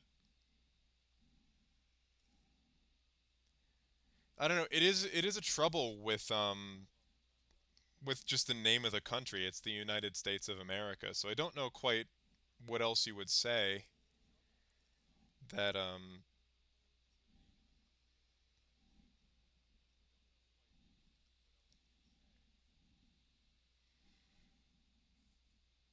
because like most other countries in the Americas have pretty easy demonyms, like Brazilians, Mexicans, Canadians, but the US is probably has the hardest name to make a good demonym out of.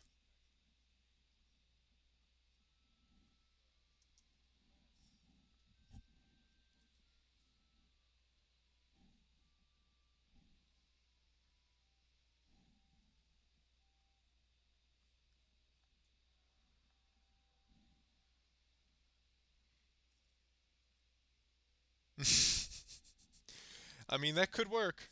That could work. Or that. That could also work.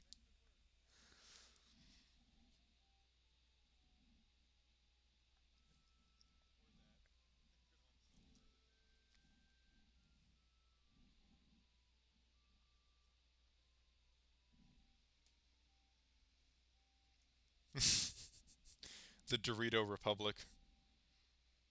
Forget banana republics. Dorito Republic.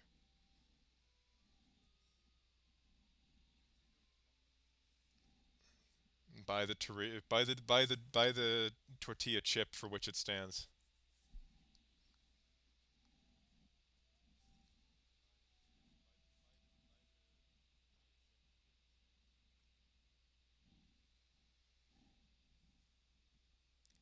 Let's go with men at arms.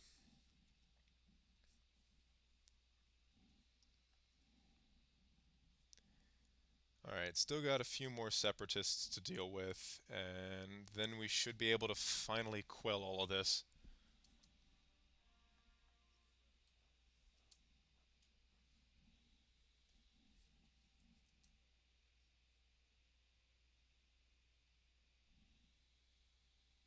Probably not all of it. We need to wait until Italy leaves the HRE.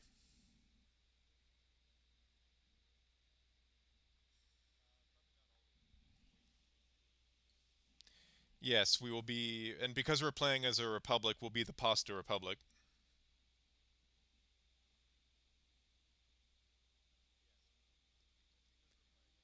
Yeah, the Spanish one definitely rolls off the tongue a little bit better.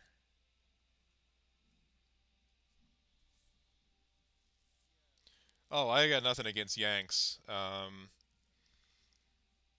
One of my ancestors was a Yank. He was a general on the Union side of the Civil War. So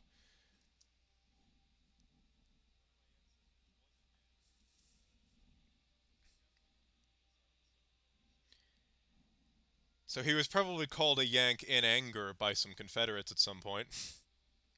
That is true though. Most people outside of New York City hate the baseball team.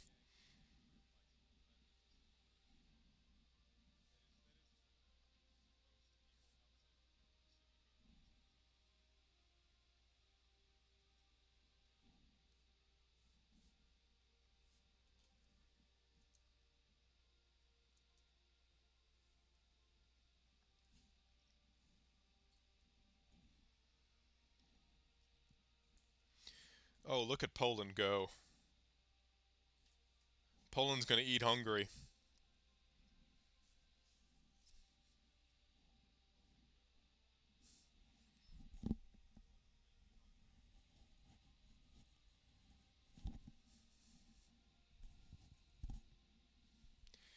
Oh, Lithuania starts the game like that. Lithuania briefly had an empire in Eastern Europe. Um,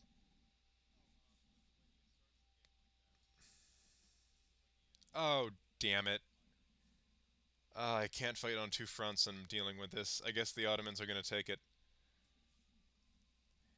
But yeah, no, there was a Lithuanian empire that was founded by the pagans and they eventually converted to Catholicism. But yeah, no, there was a brief time when Lithuania was the largest country in in Europe.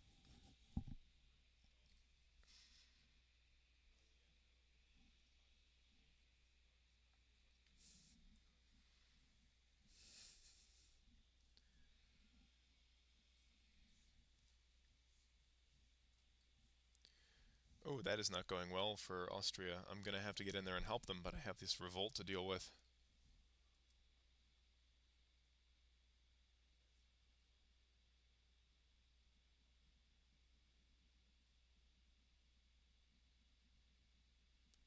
Do I want longer terms? Hmm.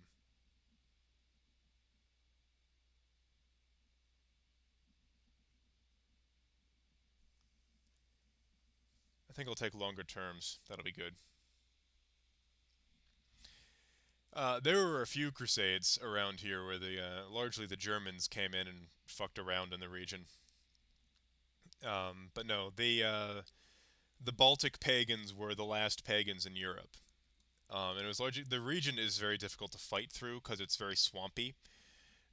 So it was one of the few places where it was actually easier to fight in the winter because it would freeze the ground and you could actually march men across it.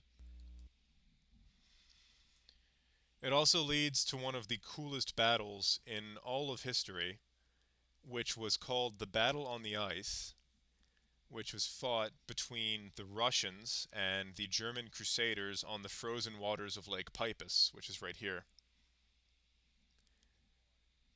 And Napoleon did a lot of things that most people would consider difficult, but the German Crusaders in the region would fight in the winter because the ground was frozen and much easier to march over. But no, there was a battle fought on the frozen waters of a lake, which is pretty badass.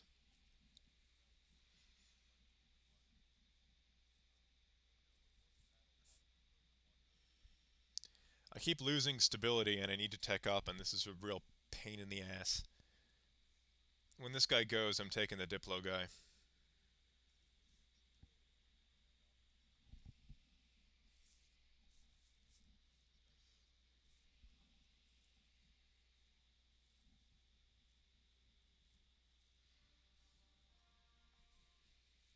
Alright, there we go. We've almost got everything cored.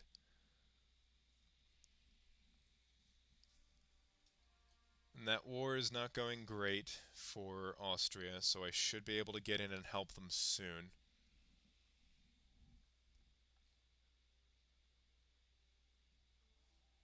Alright, I will take that.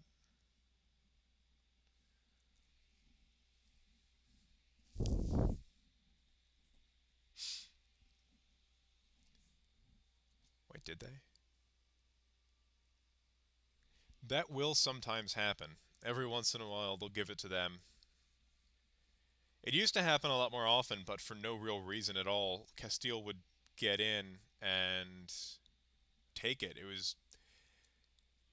It, ha- it The reason is because historically, the lowlands became part of the Spanish Habsburgs' land, and that's why I guess they give it to them sometimes. But it was administered by the Spanish Habsburgs.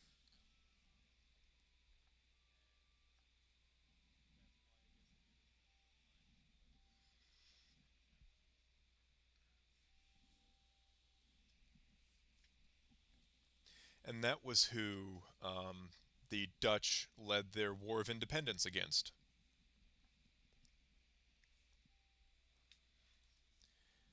So yeah, the Spanish Empire once had really weird borders because it also included most of the lowlands as well as southern Italy, which they almost never get anymore because they almost never fight to restore the union with Naples.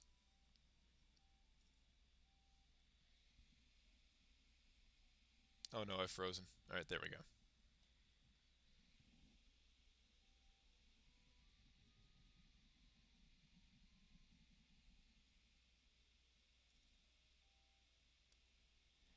I mean that is a very good opportunity for you if the great powers of Europe are distracted. All right, who are we at war with now? All right, so just Burgundy and their friends, so we can help them.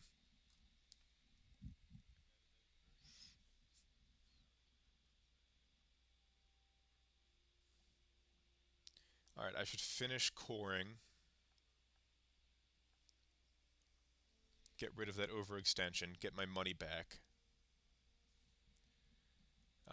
Once this war helping Austria is over, I should be able to focus once again on taking this land. So, oh, I that is a good opportunity for me. I can eat some of Bosnia and expand my hold on the Adriatic coast.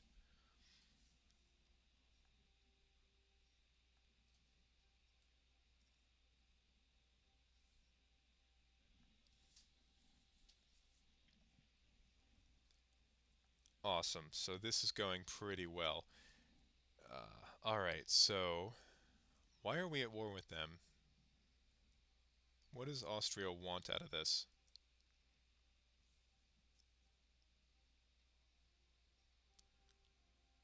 Okay, Burgundy's trying to expand into the empire. That's what's happening.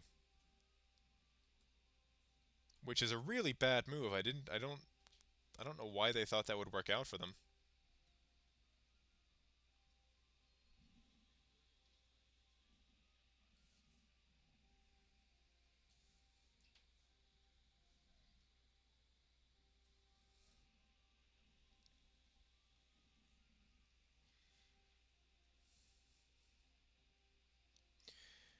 Actually, vassal-wise, I should be able to absorb Naxos soon. So let me improve relations with them.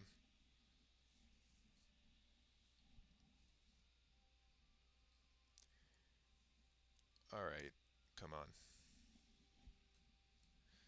And I don't want to take any more land right now. I need to focus on teching up.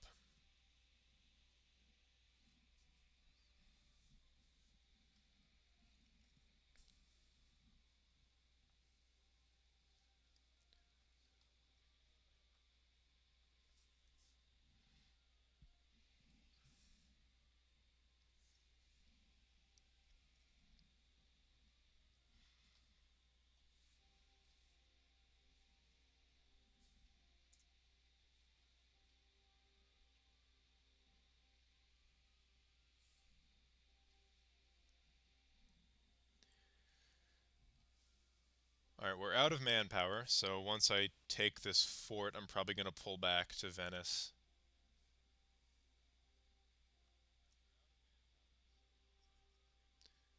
I'll build some churches, get that tax income. Oh crap, there it is. Oh, we're gonna lose that badly.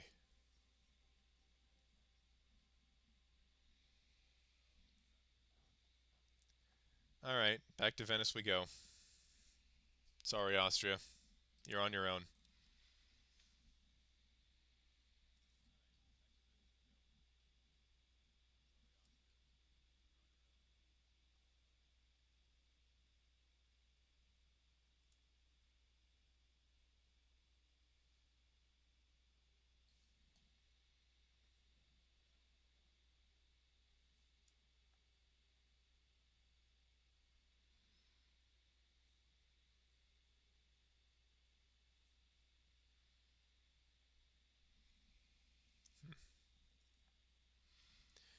Yeah, and we're in a similar problem that we were that one time with France, where we're stuck with a excommunicated ruler.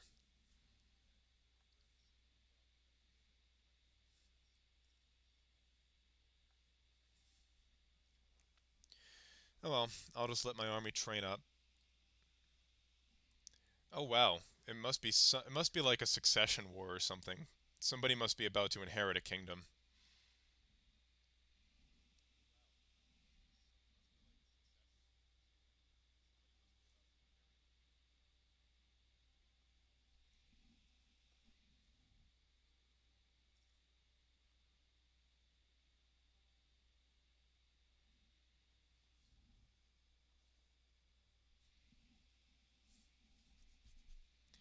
All right.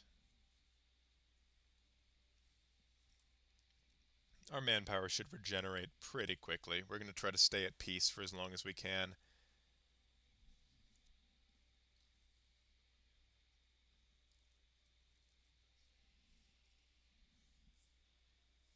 Just take advantage of this extra trade income.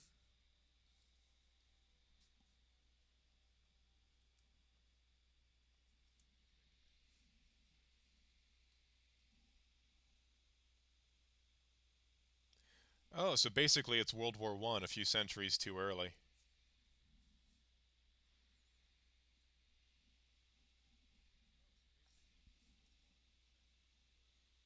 Just two giant alliance change that brought one country in conflict with the other.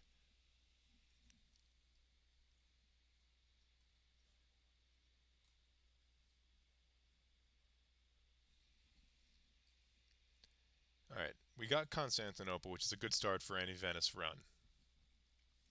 But we are behind in tech because we have this guy who has been in for far too long and he needs to die. Because we need to start getting our prestige back. I gotcha. Yeah, no. As long as they have no friends in Western Europe, that happens a lot lately. Hungary has always been a country with a lot of potential that doesn't usually get to be played out.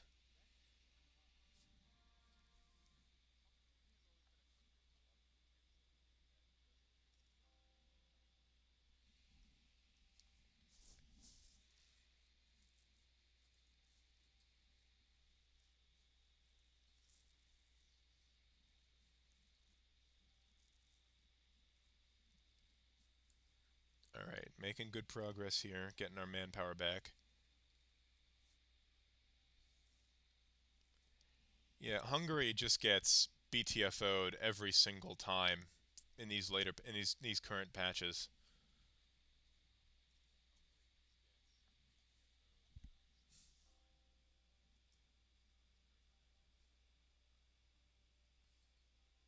I'll take that trade efficiency, thank you.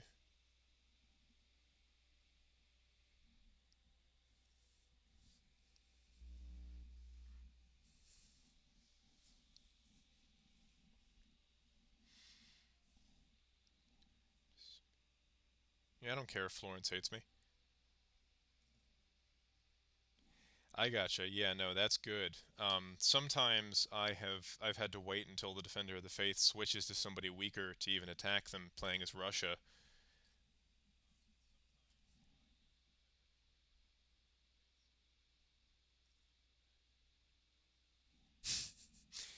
Yeah, it really sometimes really the only two religions where the Defender of the Faith can be a serious problem are the Sunni Muslims and Catholics. Usually the Protestants, unless Prussia forms, the Protestants don't usually get anyone extremely powerful.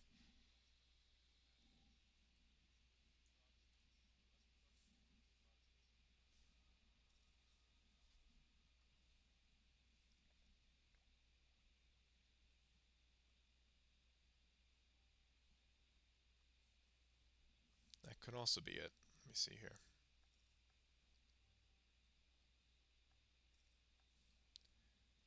Okay. Merchants leaving, that's bad. But now we have Renaissance, that's good. We're ahead on military by a lot. about to be starting to catch up in Diplo. Alright, did he die? No, the Pope just decided we're not excommunicated anymore. That's fine.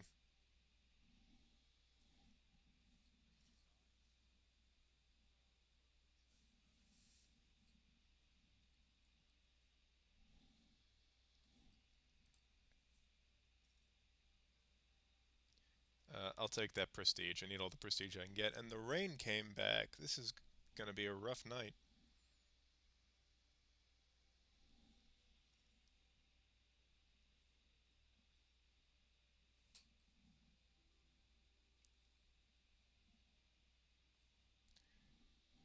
Just not gonna get involved in your fight.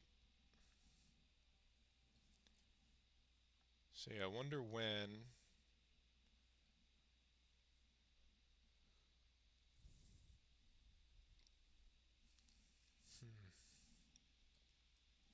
Once the oh wait, hold on, did it happen?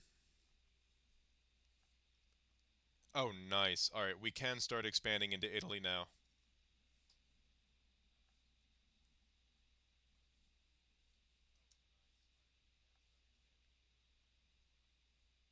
Because most of these states aren't in the empire anymore.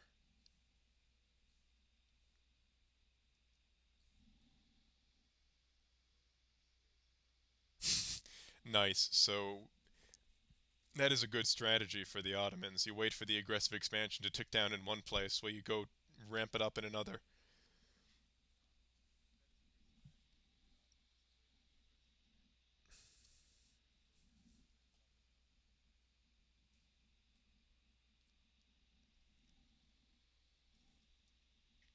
Alright, turn my forts off. Need money because I took out loans to get Renaissance because I really need to tech up. Oh wow.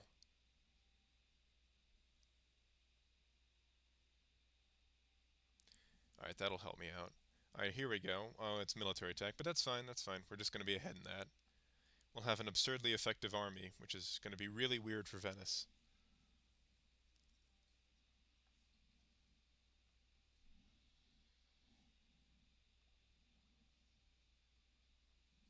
Alright, rivals. Who are we going to rival? Let's go with Florence. An actual historical rival of Venice.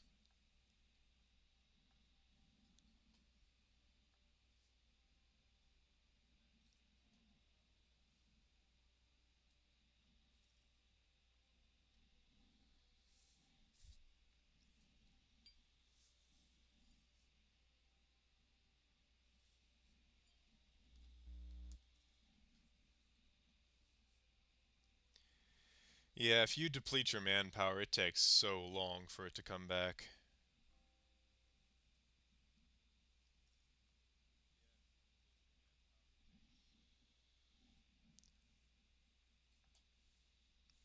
Alright, you better not, Ottomans. I have friends. I have beefy friends. Don't even think about it. Alright, we can get Poland now too, which will be nice.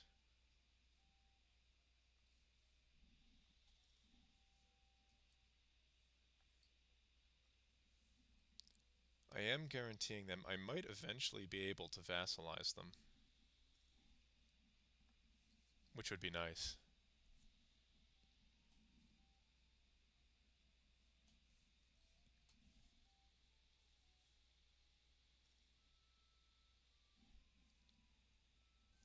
Alright, can annex the... Well, no, I don't want to because I need the Diplo points.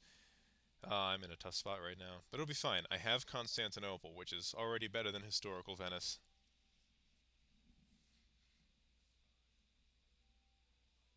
Why won't you die? You suck. I need a new ruler.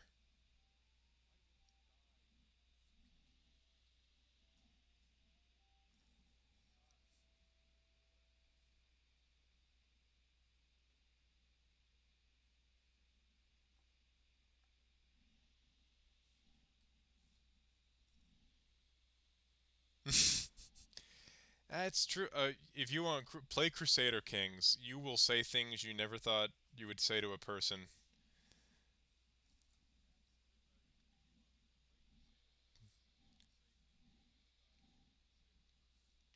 I once shouted at one of my children in that game to produce children, and it got nasty.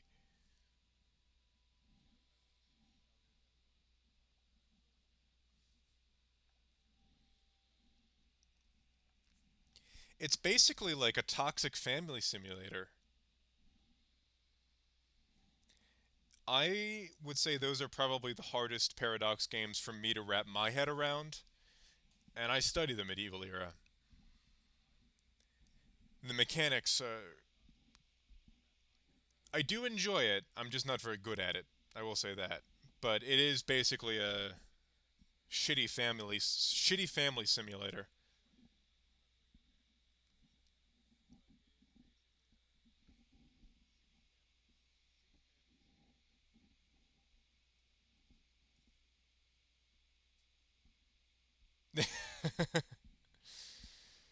Oh boy. Yeah, no, you can do some awful things in that game. Go check out the Crusader Kings subreddit. Those guys come up with some crazy shit.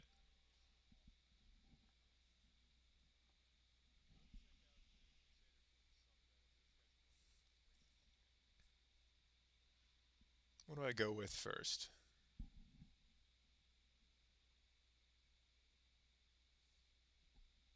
Hmm.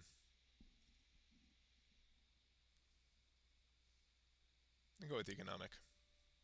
I'm gonna be playing as a tall Italy.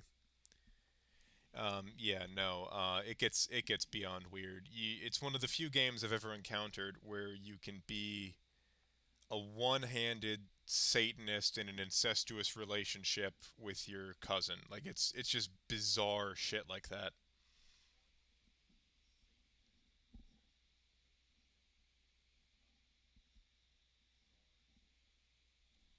Hell of a lot of fun. Weird as all hell.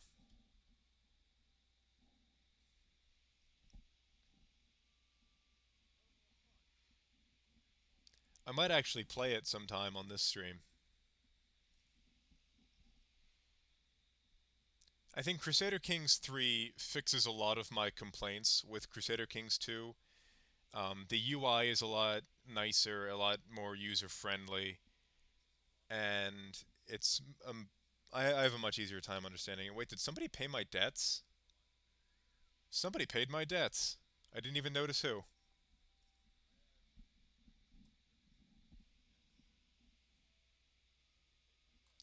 Yeah, you can get an immortality trait in the game too. I told you, it gets weird.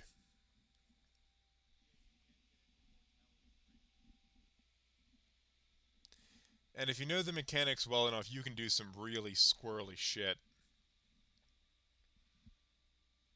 Alright, there we go. We're starting to have some excess manpower again.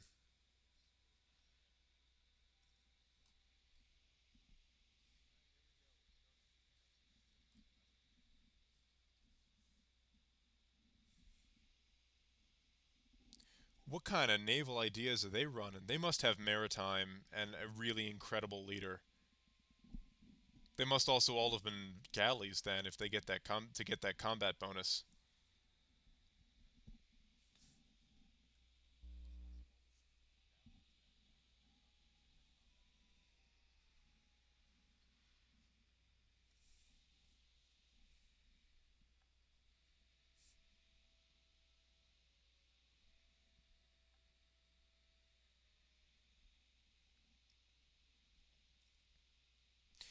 True, if you're playing any country on the Mediterranean, Black Sea, or Baltic, you can never have enough galleys.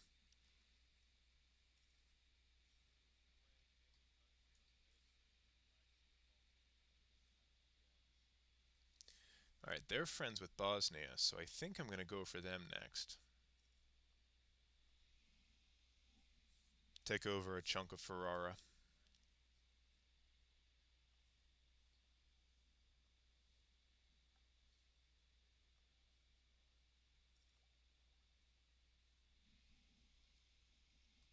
Holy crap. I mean, that is the sort of thing you can do once you have that kind of the number of provinces. You can just crank out endless numbers of ships.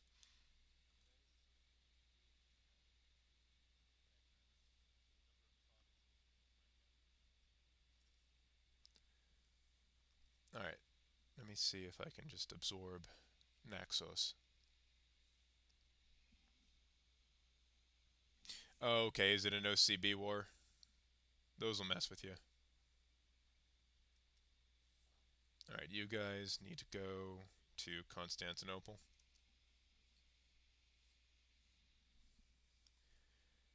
All right, and I think things are winding down pretty good.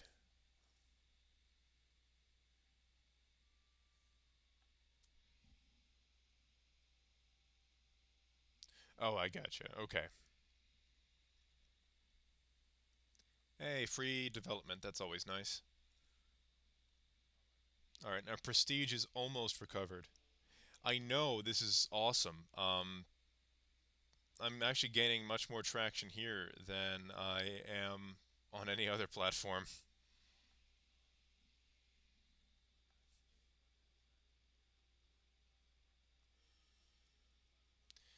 And the Pope has decided to excommunicate me again because he's being a jackass, like a lot of the Renaissance popes were. The Venetians or the knights don't like me anymore. Damn you, Pius the Second.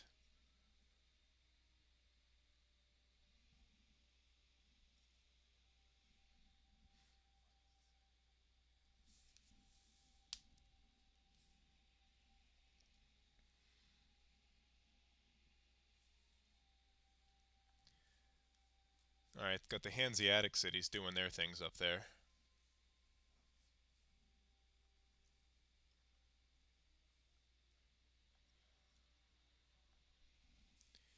All right, there we go. Well, I wasn't going to be interested in them anyway. They don't connect to the Venice trade node. I don't know why this upsets my AI.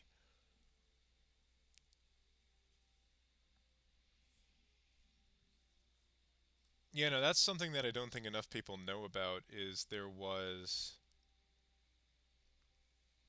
um, the Hanseatic Trade League was several cities in northern Germany that kind of did a similar thing that the Italian city-states did, and just had an enormous trade network that spanned from modern-day Russia to the North Sea.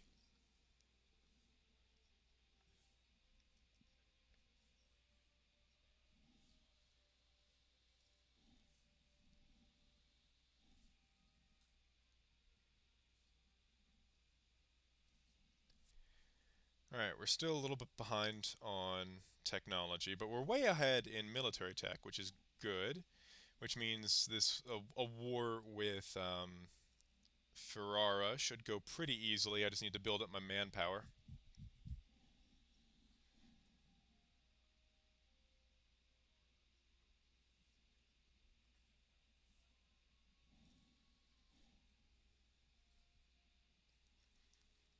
All right, so I got my guys back in Venice. Got a pretty good ship. Got off to a pretty good start in this game. We've got Naples and Austria and Poland as our allies, and Poland has Lithuania. We've got claims all over Ottoman territory. Maybe we can get the Polish to help us deal with that. Um, Pretty good start for Venice. So I think I'm going to sign off for the night. I do have work tomorrow, so keep an eye out for the next episode of the Paradise Lost Fall of Rome series. That'll be out on Wednesday on YouTube, SoundCloud, and Podbean. I'm actually going to finish recording it tomorrow morning.